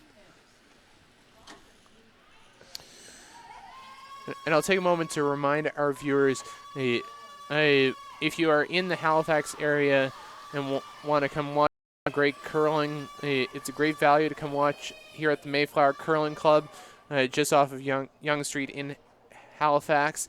There are draws taking place all today. We had the semifinals. There's could be tiebreakers tomorrow as well, and of course Sunday's finals. So come watch some great curling. But if you can't make it out here, you can definitely keep tuning in here on Bellline TV1, and we'll keep you pretty much in the loop as if you were right here at the club. Though there's a lot going on here for anybody of all ages. Kids, little kids and big kids alike here, right, enjoying all the action. That's right.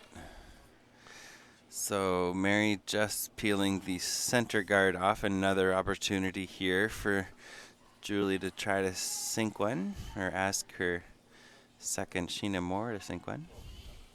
Or third, rather. Oh, one of those positions on the team. Gotta get to know these teams a little better. Oh, it's early in the day. You're allowed one miss when it's before 10 a.m. Nancy McConnery making a draw for 2 over on sheet 4.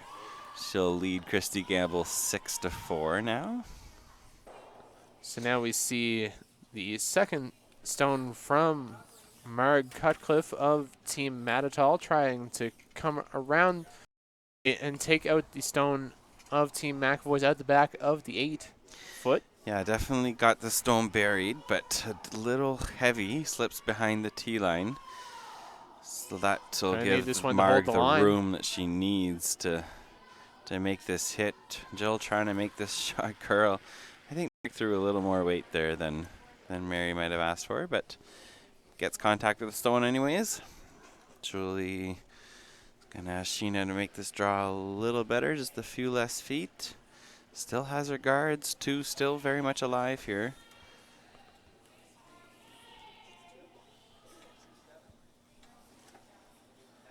Second stone here from Sheena Moore, trying to again put the stone behind the guard.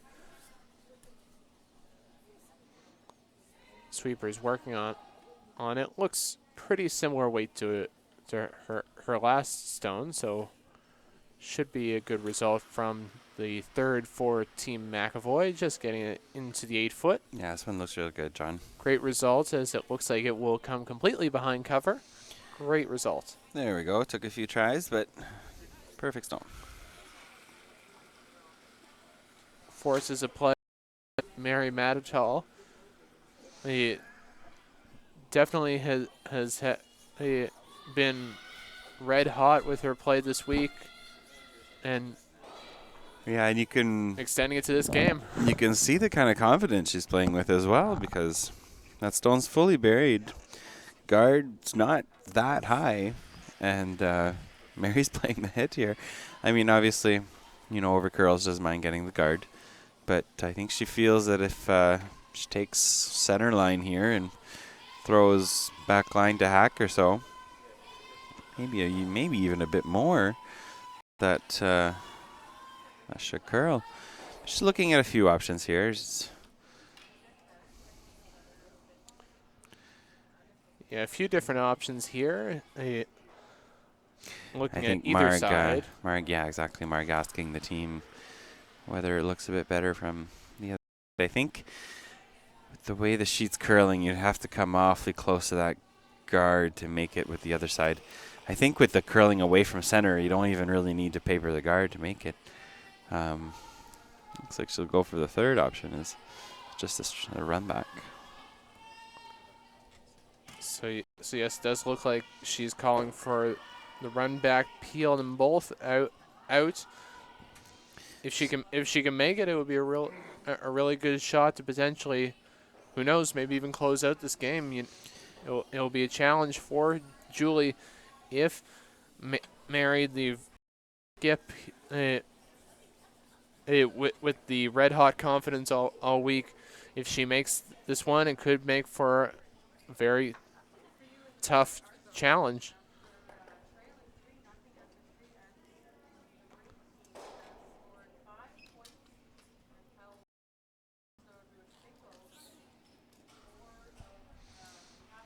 Yeah, I think Mary just wants to make sure she gets something here, and that's why this call is switched to this run back here. Sweeper's working on it, trying to hold the line, at least get up. Will get the guard, rolls over behind her own, leaves them open. Just playing the straight peel there, actually, and you'll see Julie split the house, and Mary's pretty much conceding the deuce with that call, but she's up 4, so she's got some to work with. Quick update as Julie McEvoy comes to the hack for her first of 2. A blank end in end number 7 for the brothers McDermott game, still tied at 3, and then the big story over on sheet number 5 as Teresa Breen scores a deuce in end number 7 to lead 5-4 over the former world champion Marianne Arsenault. Arsenault has the hammer in end number 8. Yeah, huge games. Huge games, and games have a lot of opportunities for the teams trying to stay alive with the possibilities of tiebreakers and a trip to the semifinals. It makes for a very high-stakes Friday morning. Yeah, if things stay the same on our feature sheet, Mary will be in Sunday's final, and I think the second and third position will come down to the results of the last draw here this afternoon. So Julie will draw to the back of the 8. Sits 2. Looks, as Ryan said, like Mary will probably concede the deuce to go up 6-4 with hammer. Yeah, with that stone slipping behind the tee line, you might see Mary play a roll pretty aggressively here. Still could hold Julie to 1 if she makes a nice shot here. Definitely will be important for Mary either way to execute either of the shots.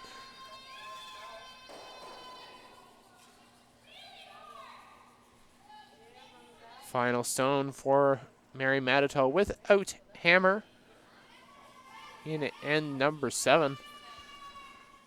Yeah, they're just curling so much off center. Let sweepers pick that up right away. Really sweeping hard for the roll.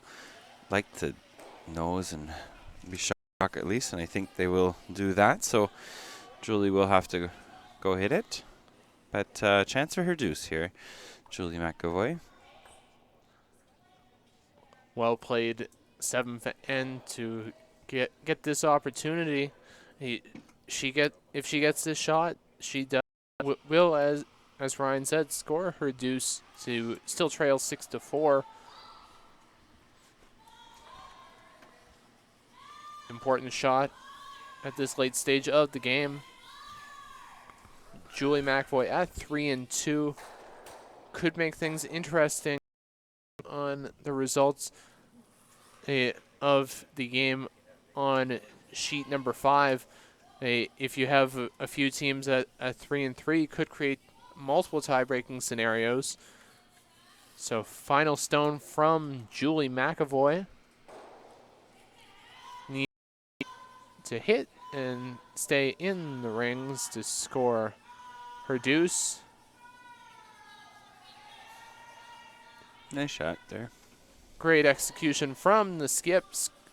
Brooms go up, scores the 2 points, trails 6-4 after 7. Mary Mattattall will have the hammer in end number 8. Yeah, the steal Mary got in 6 really switching things up as far as having hammer in the evens, which she now has. So she's definitely gonna try to score here.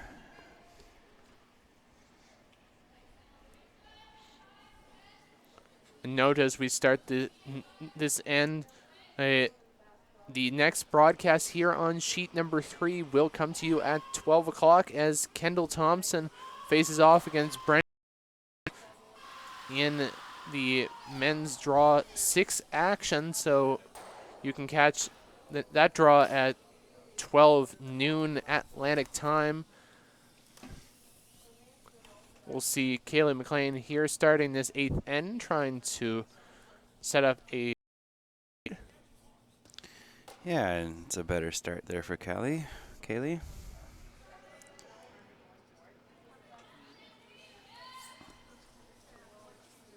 Looks like Mary's calling for the tick shot. Is it the tick shot or just throwing through?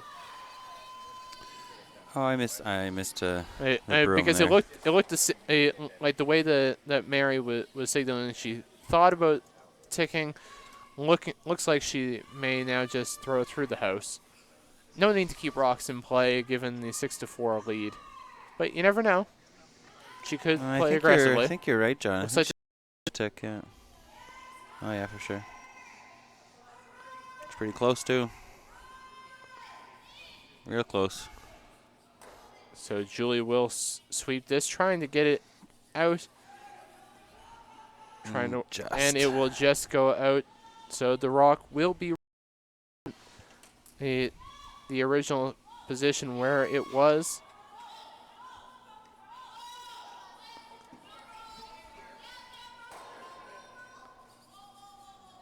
Of course, the free guard zone causing that rock to be put back. It's been a major change in the game compared to what you may have seen back in, like, say, the 1990s or earlier, when we would have many games be a very low-scoring 2-1 or less. Yeah, that's right. We see the two skips just getting some direction from a NSCA head umpire Gordon Woodsworth, just getting the right position for the rock.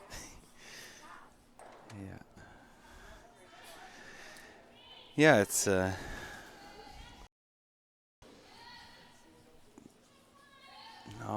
close try there for Andrea on the tick attempt, but we'll give the opportunity for Caeleigh to sink another one here. You're going to see the 2-guard approach here from Julie. Doesn't have much of a choice. The 8th end down to without hammer.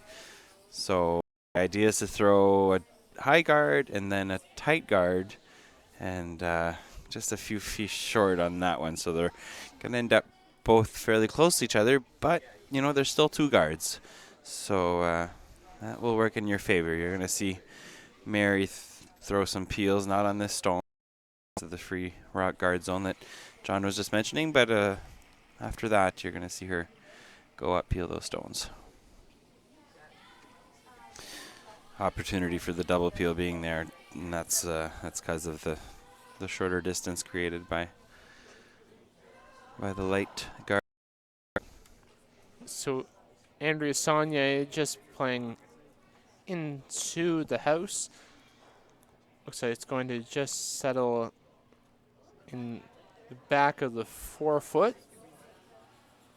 A little bit of a sweep from McEvoy, but now we'll need to draw into the house down 6-4. You pretty much now need any opportunity you can get. If you can get one frozen behind cover, it could be a little bit of a way to get a point back and make this game a little bit tighter. Yeah, it looks like Mary decided there that she does have hammer, might as well throw one in the rings. I thought she might have went to the wing, but decided to go around the center and slips behind the tee line, which is really the one thing you want to try to avoid in this situation. So opportunity for McEvoy here to play down to it for Jill Thomas's attempt coming up just a little bit light, settles top of the 12-foot. So it does leave a Team Mattattall sitting shot stone at the back of the 4-foot. Looks like we'll now see Jill Alco-Holland go for what looks like the double peel. Yeah, as They're just predicted, talking about they're it. just heading up to peel. It looks like Mary took a quick second to make that decision. You know, she really wanted to try to make this an 8-end game. She could try to sink another one in the top of the 4-foot there, but veteran Skip knows better working than on that. it here.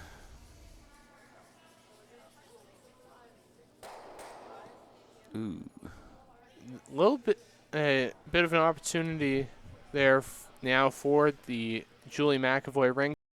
Try to play similar shot to what they had played on their last. Try to get a few feet more to get to the shot stone.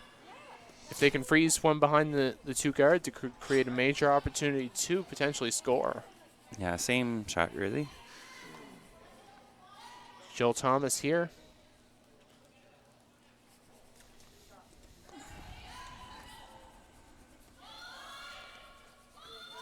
Interesting thing about Jill Thomas, she's an egg farmer. I never knew that. There's a lot of very interesting professions here in the Scotties Tournament of Hearts from the competitors for when they're not on the curling ice. So Yeah, just a few feet short on her first and a few feet heavy on her last. Just overcorrecting a little bit there, and we're talking about such minuscule differences here in essentially in leg drive and in how hard you're kicking out of the hack. And still not quite setting up here for Julie McEvoy, but I'm surprised Mary's running after this stone. It is behind the tee line. As long as she rolls away, I suppose, which she will be successful. Julie McEvoy with the sweep rolls it out of the house. So now gives another opportunity to get to the 4-foot.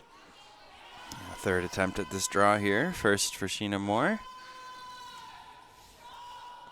Can tell you that Christy Gamble took 2 in the set. Our other feature sheet. So that's all tied up at 6 with Nancy McConnery. Definitely a wild game going yeah, there. Back and forth, yeah. And Selena Thompson, Joel McDougall have the call over there. Nail biter games here on a Friday. We see the stone from Sheena Moore will be a bit tight. Looks like it's going to jam off of her own and roll to the side. Yeah.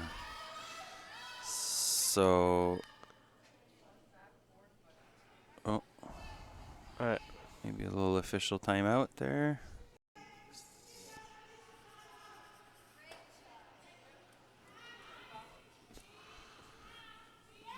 Don't know what that was about. Not quite sure what that was about, but. And we saw a few interesting situations yesterday due to a little bit of frustration causing some hitting of brooms against the ice. A few umpires were called during our game between Mike Fleming and Brent McDougall, so don't know what that was about there, but it looks like that they were fine. Looks like now Marg Cutcliffe going to just hit that stone, peel it away. Really needs it to. Really trying to make this rock curl. Could slash it. Yeah, so it's gonna lose her stone at the back of the 4-foot there. We'll roll the stone of Team McEvoy's out. Julie sitting stone at biting the top of the 8-foot. Yeah, big opportunity here to apply some real pressure now. Needs to sink one behind there, and it will help that she moved that rock over on her first. Lots of room now to make it real tough for Mary. Line looks better here. So second stone here from Sheena Moore, looking to draw behind cover. This should just warp as it gets into the house. Really curling a lot at the end. Coming right to the top of the 4-foot buried.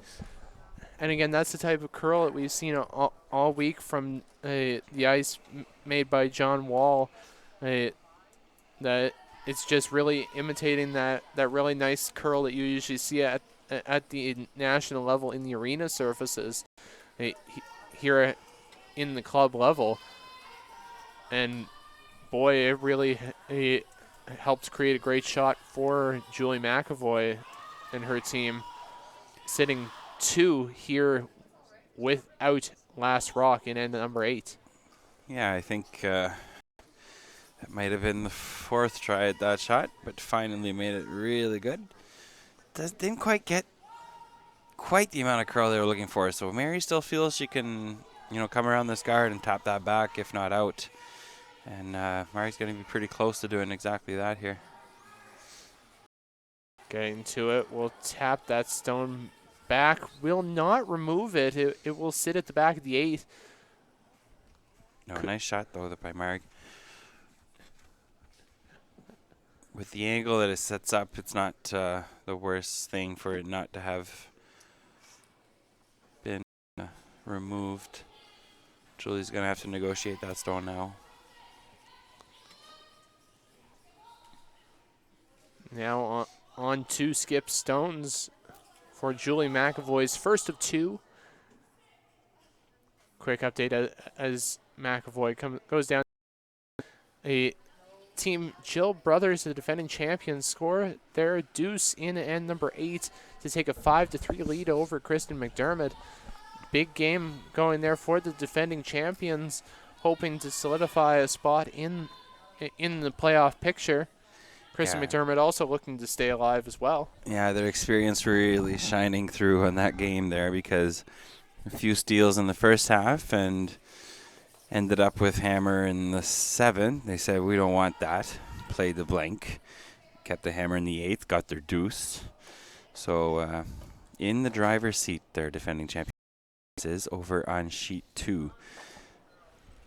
I believe this is Kristen McDermott's first provincials as a skip as well. So yeah, first provincials as a skip, as their last appearance, from what I can remember, was a few years ago when the Scotties was held at the club, and her third, Caeleigh Bachman, was the skip for that team, making it into the playoffs, losing out to Marianne Arsenault. So definitely having a good performance. Okay. I didn't know very much about Kristen's rink, so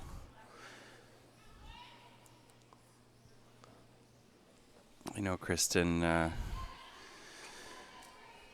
back from her junior curling days in New Brunswick, longtime 3rd for Andrea Caeleigh, later Andrea Crawford, winning a national junior championship with that rink.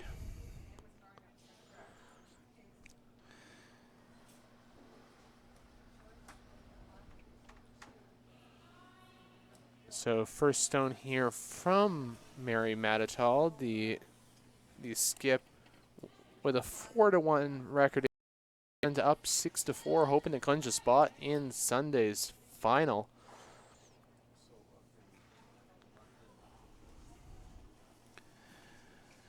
Yeah, it was a nice shot there by Julie. Ended up removing the stone, keeping her shooter no problem. I thought that might be a little harder, but no issue. Mary cold draw here behind the guards, looking for her skipper's deuce here in the 8th. This one a little heavy than the other ones we've seen come down. Just gonna need to stop. Jill Thomas working on this one, trying to drag it back. Will drag it to the back of the 8-foot. Yeah, settles for shot stone, but slips behind the tee line. So opportunity for Julie here to place a nice one and make it tough on Mary's last. Stealing would be pretty big here for Julie, scoring an 8 and flipping that script back over to her side for having hammer in the evens. A little note I noticed there was a measure over on sheet number 5, and it will lead to a single-point steal for Teresa Breen to take a 6-4 lead over Marianne Arsenault. Arsenault will have the hammer in end number 9.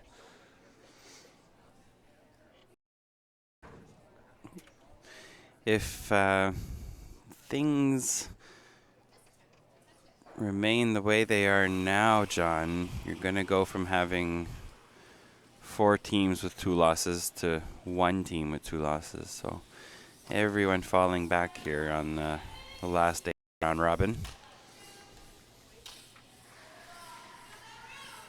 And it could be a very big game as well. At 4 o'clock, if Kristen McDermott's able to come back, because it could be, actually if it stays the way that it is, you would have Teresa Breen and Kristen McDermott both at a record of 3-3, so that could make things interesting for round number 7. They're playing each other. They're playing each other, and our other feature game for that draw would be Jill Brothers versus Marianne Arsenault, so also could be a big game. So we have final stone here from Mary Mattattall. Julie McEvoy sitting at the back of the 4-foot. Mary needs full 4 to count her single point. Yeah, so Julie also slipping behind the tee line there makes Mary a little easier.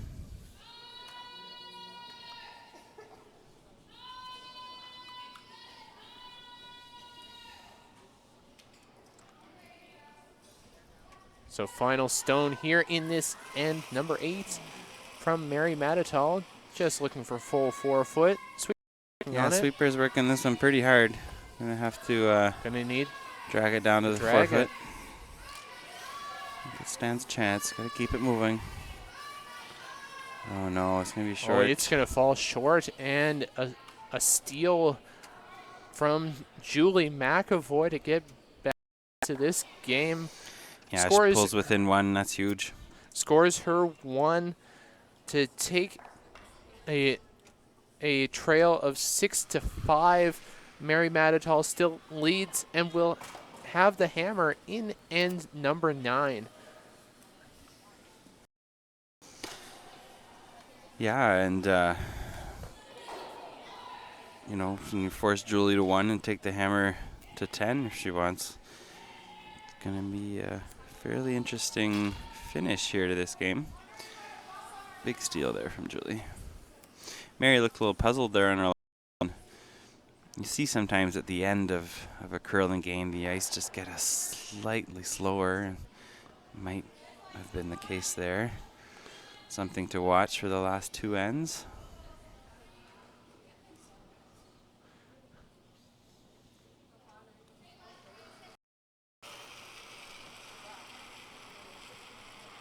So we see Caeleigh MacLean just set up the center guard. Mary Mattattall going to call for Andrea Saulnier to come around.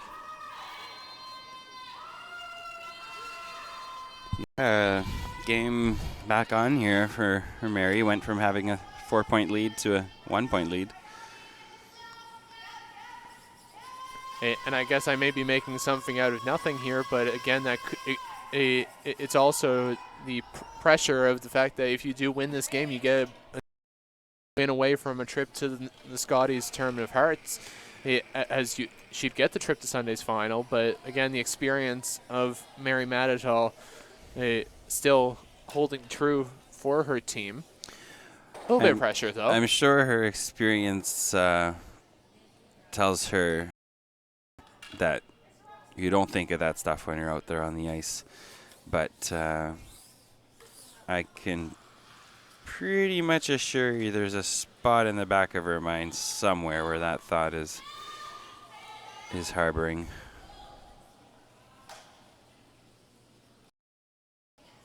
Once again, going for the 2-guard strategy here from Sheena, getting some better shots out of Caeleigh MacLean and, you know, getting better results at the end of the end. And once again, just reiterating the importance of the lead. Lead spent a long time getting a bad reputation for being the one that threw the first 2 stones, especially before the free rock guard zone effect was brought into play. Kind of conventional wisdom was that you would put your least experienced player at lead stones or whatever, but that's really changed. Those first 2 stones at the end are as important as the last 2. And of course, the past few years, especially in the women's circuit, you've really seen the role of the lead revolutionized because of Lisa Weigel of Ontario, really showing that sometimes you need to have one of the most skilled players on your team being the lead because of the precise tick shot that you sometimes have to have for the lead to keep with the free guard zone. And then, of course, and of course, you also have to be a heck of a sweeper sometimes too, as well as making your shots. It's a really good John, because if you're 1 up with Hammer, even tied with Hammer coming home in the 10th, a little bit of a slip here as Caeleigh goes down. If you're tied with Hammer coming home and your lead makes the tick, you usually win the game. So it's a pretty huge shot to have in your arsenal. So yeah, good point, John. So now you're going to see the hit game to open up some of the guards. Jill Alco-Holland with her first. We'd like to get rid of a few of these, and she does that. Still keeps her stone on the center line, so gives an opportunity for Julie to come around to the forefoot.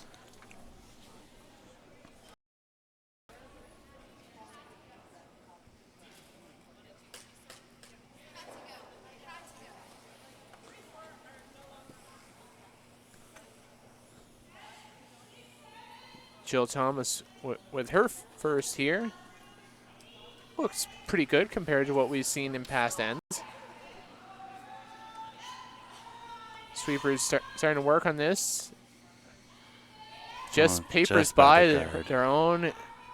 Papers by the stone of Mary Mattattall right to the button. That's beautiful a great result shot there by Jill Thomas. And that could be the type of shot making that you need to really keep you in the game, coming up clutch when you need it. Yeah, Julie's only got a 1-point deficit now with 2 ends, so doesn't need to set anything super crazy up. She's got the stone she needs now to steal, and she's gonna keep guarding it. So now she does have that 1 stone buried at the button. She's going to protect as much as she can, so she's going to call for Sheena Moore to put up a guard.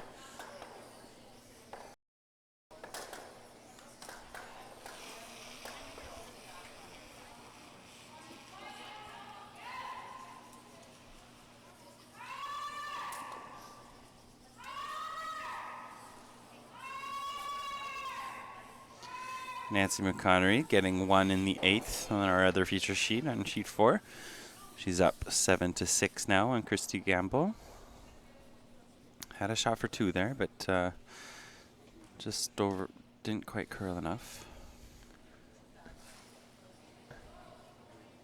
And of course, we all know on that sheet, of course, the experience of Nancy McConnery. But one of the stories this week has been Christy Gamble, and her team. A very strong showing, even though their record doesn't seem to show it on the board. They've had some nail-biter games. Yeah, you're right. Against some of the really strong teams, John.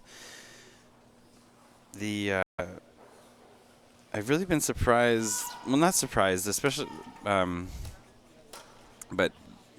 both the men's and the women's side here this week have ended up being really tight affairs between almost all 8 teams. Earlier in the week, I said I expected that on the women's side. I didn't expect it as much on the men's side, but as well there, some teams coming up with huge games and results that I would go as far as saying on paper would be considered upsets. So it'll be an interesting finish today. Round robin wraps up. So we have the second stone here from Sheena Moore. Yeah, Sheena kind of over-curled on her first one and left a double peel attempt for Mary, but that was missed as well. So she's going to try to make a bit better of a guard here. Wants to avoid setting up the double guard, the double peel rather, because it'll make Mary's life easier. That's, I guess double peels there in theory, but they're pretty tough when the right side like that. So Sheena stops that rock half a foot before, or goes half a foot too far, and it's real not good, but it's not bad there where it is, right side by side like that. Definitely creates an opportunity here for Margaret Cutcliffe. You're going to see Mary try to keep this as much on the outside as she can and try the double peel, but it's over curled for that early. Just going to try to peel, roll it away now. Hits, rolls away. Still sitting one is the Team Julie McEvoy at the button behind cover. Can tell you that Kristen McDermott has taken one in the 9th, so Jill Brothers will have the lead and the hammer coming home in the 10th, just as she designed it. And that is a big game for Jill Brothers, hoping to keep herself in the hunt to defend her championship. She had an excellent performance last year here at the Mayflower and has had a great tournament and a great year as well. If I remember correctly, she finished number 1 in the rankings. Performance back in November here at the Dave Jones Cash Spiel. Yeah, that's right. They won that, no? I believe they did win that, so, yes. Yeah, Jill's team always really strong. There's lots of experience on that team. Former members of Heather Smith-Dacey's team, and Jill obviously an accomplished curler at the junior level. Also this year adding Erin Carmoody from Prince Edward Yeah, Island, that's right. a former most valuable player in the Scotties playoffs for Prince Edward Island. So yeah, Erin, Scotties finalist there not too long ago. So yeah, great addition to that team. We see a guard from Julie McEvoy's team. yeah, so it looks like Mary's going to abandon the peel strategy here. Thinks, she can definitely get to the button. It'd be nice, maybe set up something for her last for multiple score, but I don't think she can tap that blue very far as it stands right now. Just drawing Cole to the button.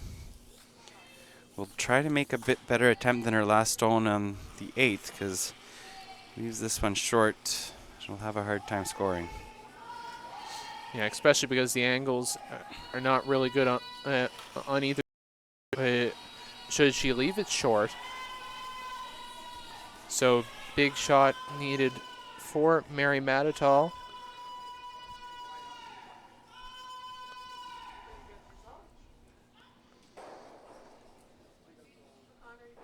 Teresa Breen with a steal over on sheet 5. So after a quick lead by Marianne Arsenault, Breen has come back and now leads 6-4 over in that game.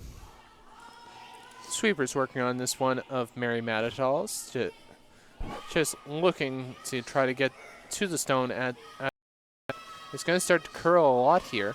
Yeah, needs to get by her yellow. Looks like it will just rub off. Just kisses the side of it. It will still stay there. Will sit second shot. Yeah, kisses the side of the yellow, kisses the side of the blue as well, I think, and ends up so Ryan, here, if you were the one throwing this type of a shot, how would you be protecting the one that you have in the house? Right there, yeah, right where where Julie has her stone. I don't think I would mind it any tighter either, because with the draw, the pin will probably still be available if she leaves it that high. You could bring it as far. Yeah, you don't want to bring it too far and leave an open double for 3, I guess. Corner freeze the yellow bait is probably over curling it. So yeah, just about where Julie had her broom there in front of the house. On the side of the center line. So final stone without hammer for Julie McEvoy. We'll keep you updated on all games here as they all wrap up in the next 15, 20 minutes or so.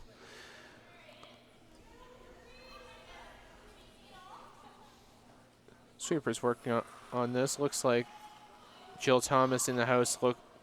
He likes the position that it is. Yeah, Caeleigh this one curl a little bit. And Sheena guiding it now, and that's a nice needs guard. to stop a bit, but it does stop. Great shot.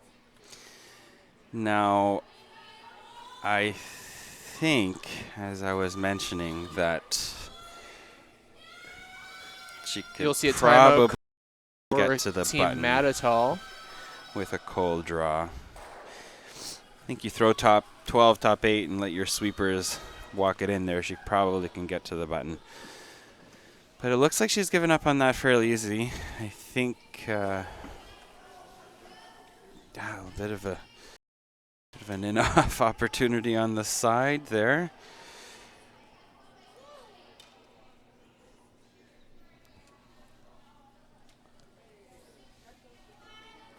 Yeah, draw might be too wide. Be close. I've just seen a lot of movement there coming in off the wing, so I think you paper that guy as a part of the equation. She probably draw, but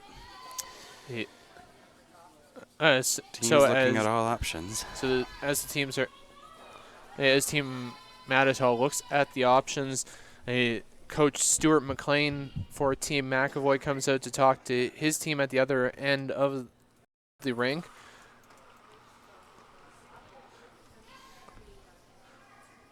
A little bit of a pep talk for the possibility of potentially tying it up and going to try to come back from the big deficit that they had. Yeah, Julie it's been quite a few ends for them. Exactly. You can feel the momentum switching here a little bit.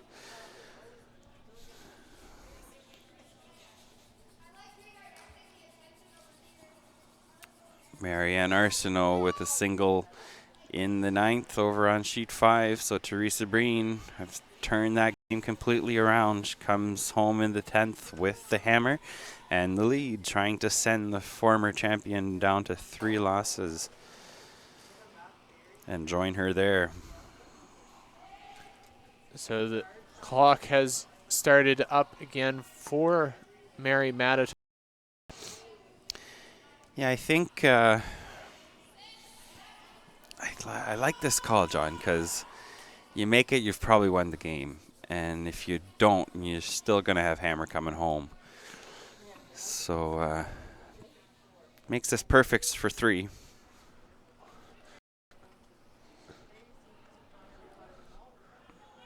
That was probably the last shot I probably would have looked at there, but it is definitely a great option. It really doesn't have much else is the problem. She looked for a while at the raises on the right-hand side of the center line here, and just like she sees enough, and you're raising blue stones, so in-off opportunity here. It's quite a steep angle, John. This shot's really tough. Often you see these shots tried when the rock is a little closer to the house, but Mary has to hit this really thin. It's almost a bit of a ricochet. Shot made famous by Jennifer Jones in 2005 winning the national championship. I was about to say, I put that yellow rock about 6 feet back, and you pretty much have the Jennifer Jones shot almost exactly. Over curling early. So I would say, well, steal of 1 for Julie McEvoy. We're all tied up, ladies and gentlemen, here at 6 apiece going into the final, and Mary Mattattall will have the last rock playing the yellow stones. Yeah, big comeback here by Julie McEvoy. Stole 1 in 8, stole 1 in 9. She'll have to steal another 1 in 10 for the win. And yeah, good game. So as we get started with this end, number 10, we'll let you know there that over beside us on sheet number 2, the Joe brothers up without hammer, sitting the 1 at the top of the button. There was a timeout called by Team McDermott, so we will keep you updated on that and all games left in play. Yeah, Kristen at one point had 2 center guards set up there and a stone and a blue stone behind the tee line.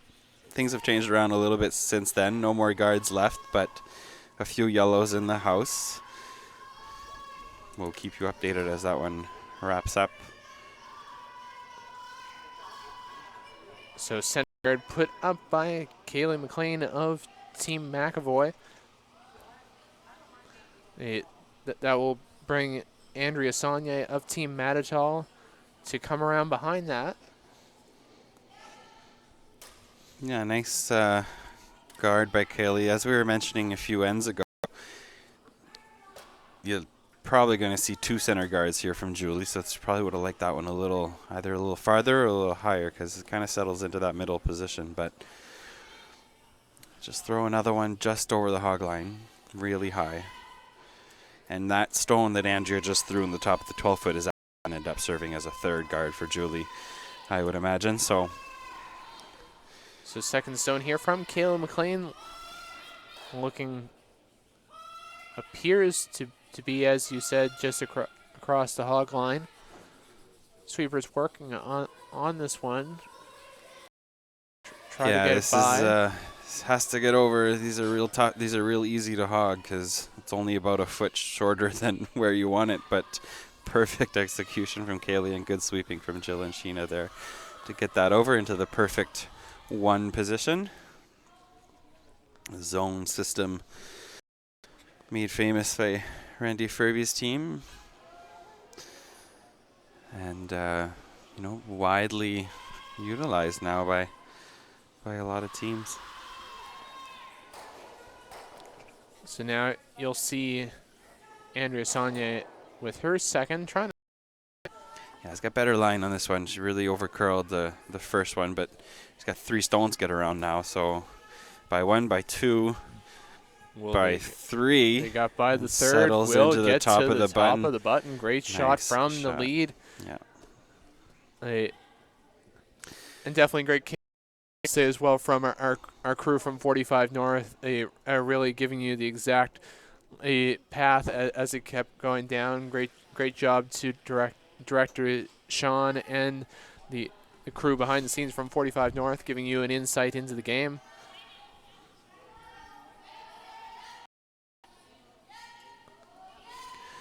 Still an opportunity here for Julie with the amount of curl we've seen. She can probably throw back 4, back 8 at that stone and get to it. Needs to get to it though. This is gonna be light. It's gonna be another guard, but with the nice Andrea, we'll have some work to do. It's always a bit of a funny situation in this case, because you're gonna see Mary here essentially peel stones that are guarding her rocks, right?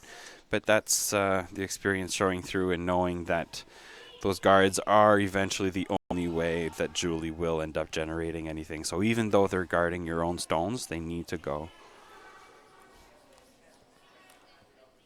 So peel there on that guard. Both stones go out, so it will now lead Julie McEvoy to play into the house towards shot stone. Yeah, Julie needs to get one in good position here. Even if she's not shot rock right away, Mary's going to keep peeling, so you know that she'll have a chance eventually. And can tell you about a huge score of 5 by Christy Gamble on our other feature sheet, and she'll take an 11-7 lead over Nancy McConnery heading into the last end. McConnery with her work really cut out for her as we watch Jill Stone come in here, and that's perfect. That's a really good shot by Jill there. On the top of the button, even bumps it back a foot. That'll pay dividends later in the end.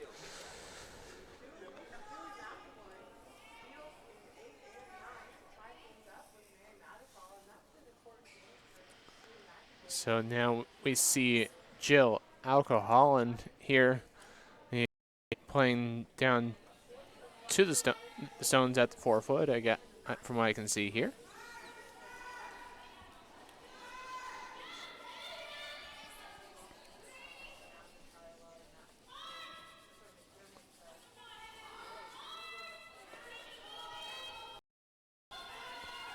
Working hard on this one is Saulnier, and Cutcliffe just comes up short as a guard. Still sitting shot stone is Mary Mattattall at the top of the 4 foot, just biting the button.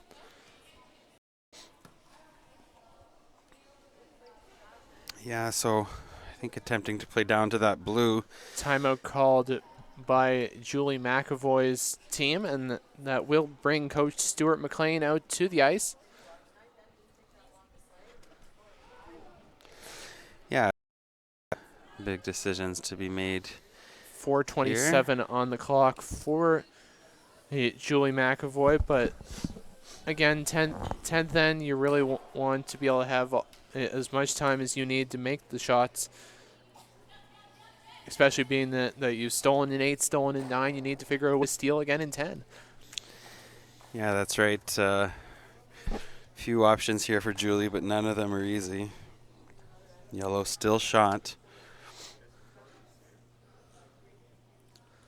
Sheena show was, or I don't know if it was Sheena, but someone at some point pointed out the just off-nose raise on that yellow one just thrown by the Mattattall rink would promote the blue on an angle behind onto the yellow and behind the 3 center guards there. I think that's the call I like the most. And if you end up missing the situation in the back, either you roll away and open it up, or you've replaced that guard with a blue stone, so you could use that on your next one. Yeah, very tough options all the way through, because you do need to find a way at the stone at the button and still try to find a way to keep you as the shot stone as well. Yeah, we're down to the last 2 stones of the 10th over on sheet 2 between Jill Brothers and Kristen McDermott. Pretty intense end there. I think that's the 2nd or 3rd timeout in a row. The 3rd timeout in 3 rocks. So the Team Brothers sits saving at the all top the of the button timeouts for the end. Yeah, and they're going back to this shot I was talking about, and I like it because if you make it, it's a good chance of stealing. Also, to note over on sheet number 5, the Team Marianne Arsenault sitting 2, setting up a guard to try to protect against one of the toughest 4-stone throwers in the province, and Tanya Hilliard of Team Breen, trying to find a way to steal the victory away from the four-ists. Yeah, I have to say Marianne is set up real well for the steal there. This one's over curling early. This might have grabbed because it's really nowhere near to what. Oh yeah, this definitely grabbed. Ooh, very interesting result there as it goes to really the back good. of the 12-foot, opens up Wow.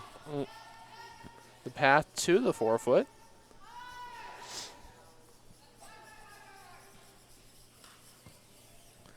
Very dramatic ending to all of our games, Yeah, so we'll keep you updated because it's coming down to the wire. All the teams really knowing what's at stake here on Friday morning.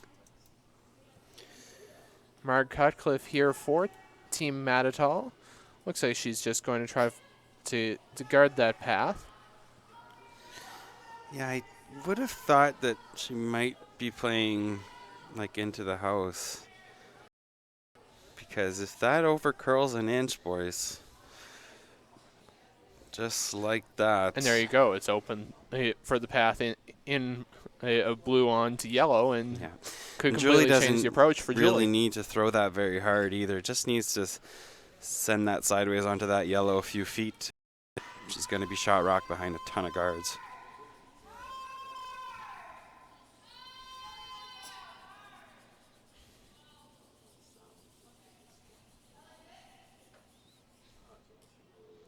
There we go. Final stone from Kristen over on sheet number 2 leads to a steal of 1 in end number 10.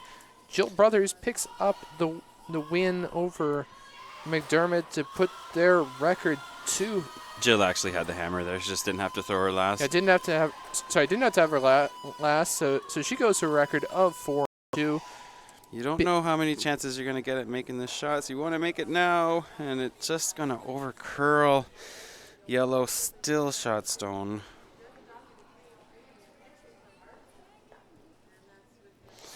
So things wrapping up in a hurry here. Christy Gamble running Nancy McConnery out of stone, picking up the win there. She'll go to 2 and 4. That'll send Nancy McConnery to 1 and 5. John told you about Jill Brothers winning her game there. She goes to 4 and 2. McDermott drops down to 3 and 3. So we see timeout called here for Mary Mattattall. Another timeout here. Marianne throwing another guard over on sheet 5, still laying the 2, and that's what Tanya will face on her last stone of that game there. Really exciting times here at the Mayflower on a Friday morning.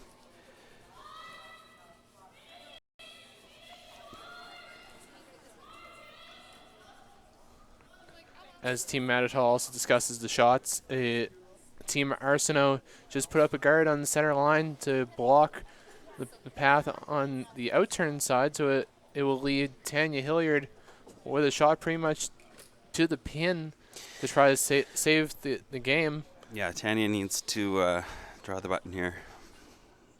If she at least draws to bite the forefoot, it would send the game 2 extra ends with the hammer, so that may also be the option. So yeah, we'll let you know what happens there. Might alleviate a little pressure, but I think about it that way a little bit. Mary heading to the other side of the sheet here. That yellow kind of poked out the other side there, so accessible both ways for Julie's team, really. And this one curling early as well. We mentioned really earlier sometimes at the end of the game the ice slows up a bit, but it also curls a bit more. And, Jesus, really not a bad result because it kind of blocks both of. Oh, dramatic finish here. It appears as if the brooms are up for Teresa Breen, so that may be the win. We'll let you know. Tanya came as close to making that shot as she can. The brooms went up for Jocelyn Adams, thinking she seemed very confident that Tanya made that shot. It will but come to a measure, so we'll let you know. The measure stick is out already from Arsenault third. Dramatic finish Black, here. Or Christina Black, sorry. Measuring for the win over on sheet 5. Black knob comes off of the measuring stick. It's off to a great start. So here's the interesting situation here. It looks as if you're seeing a potential that Julie McEvoy could be playing the tap. If she can tap it over to the yellow behind cover, it could create a good position for her team. Yeah, Mary's still going to have a couple shots to get out of this on the other side of the sheet, but definitely an opportunity for Julie to feel good. And as the stick goes around, Jocelyn Adams was right. Tanya Hilliard made the great draw for the win over on sheet 5. That's huge. That'll send Marianne Arsenault to 3 losses with Teresa Breen. McDermott's there now, 2. And that will set up a dramatic final draw for the women's side as Teresa Breen faces Kristen McDermott. That could set up potential for tie-breaking scenarios. That's for a playoff spot for sure. Yeah, so Julie McEvoy here just rubs it off. The third overcurl we've seen, I think, here. And I guess that's what we've seen throughout the competition this morning, just overcurls, causing major changes in the game.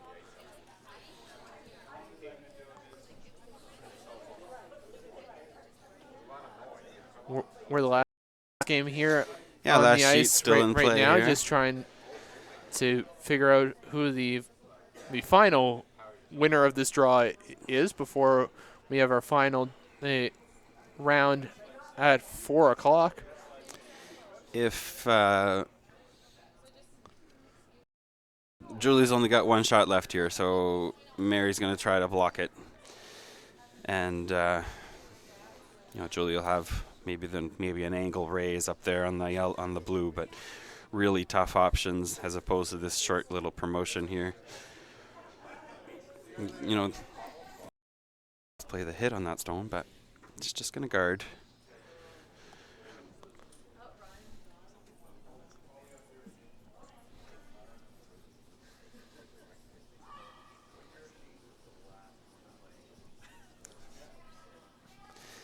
Guard looks pretty good here so far. Switch position. Jill trying to make that rock curl in to fill the hole, and it'll do just that. Trying to get the curl there. We'll get just perfect spot. So here we have the team McEvoy sitting a second shot stone currently for a Mary Mattattall as we see timeout called. It appears as if you could potentially see the run back try to peel out both of the yellows, and then you would have your shot stone at the 4 foot. Yeah. If you make the double perfectly. So you'll see Stuart MacLean, the coach of Team McEvoy, coming out to discuss the shot with his team. I didn't really think of that, but I suppose that's definitely an option for Julie. I feel like she could probably also play in the blue-yellow. They're really stuck together, so if you hit it on the left-hand side, that should drag it into the side of the yellow, make the double. Probably lay 4 if you did that, but you only need 1 to win here in the 10th. Yeah, of course. I think Julie's pretty decided on playing this double. Just wants to talk about the weight and the broom.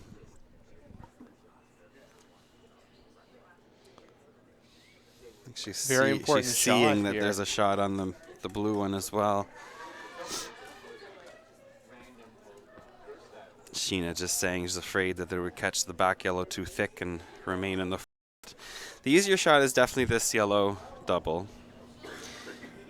2-3 different ways to make it, really. High or low. Both would end up in blue being shot rock and likely make Mary draw the 4 foot cold for the win. This is very high stakes again, because if Julie makes this, it does force Mary Mattattall to throw her final stone.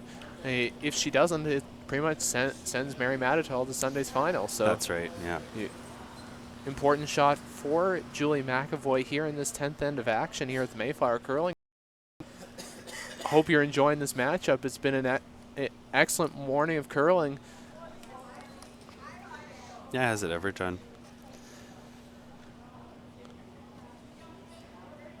2 stones to go. Will Mary Mattattall earn the bye to the final? And could this be the final of this match? Yeah. Could it make the...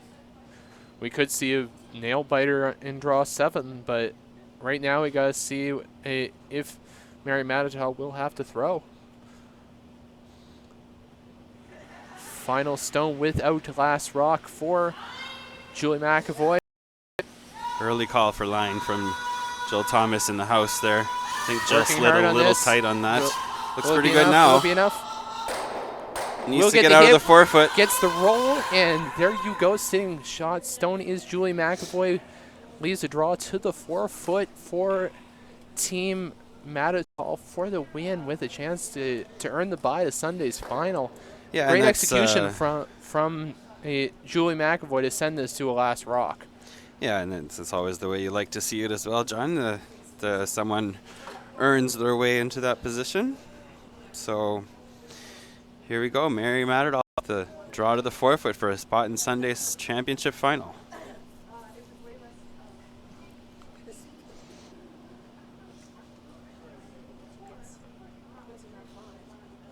So you'll definitely see Mary take her time. She does have 1:36, so no to rush this shot. It's an important shot for her to make. Yeah, Hush. She's going to go through her whole pre-shot routine. The ice Everyone knows the importance of this shot. Julie McEvoy would really like to stay at 2 losses.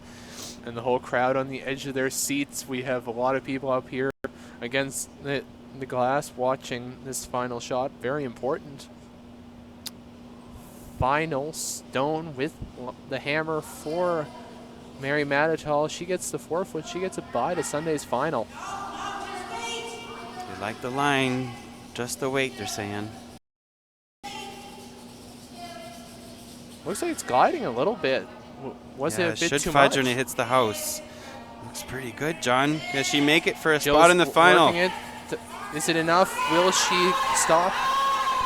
It looks like it may be close. We don't know. She got it, John. Is it enough? And Jill puts out the hand, and we're going to see Mary Mattattall in the final on Sunday with that win. There you go. A final score of a single in and number 10 to win 7-6. Gets a spot into Sunday. I think with full record.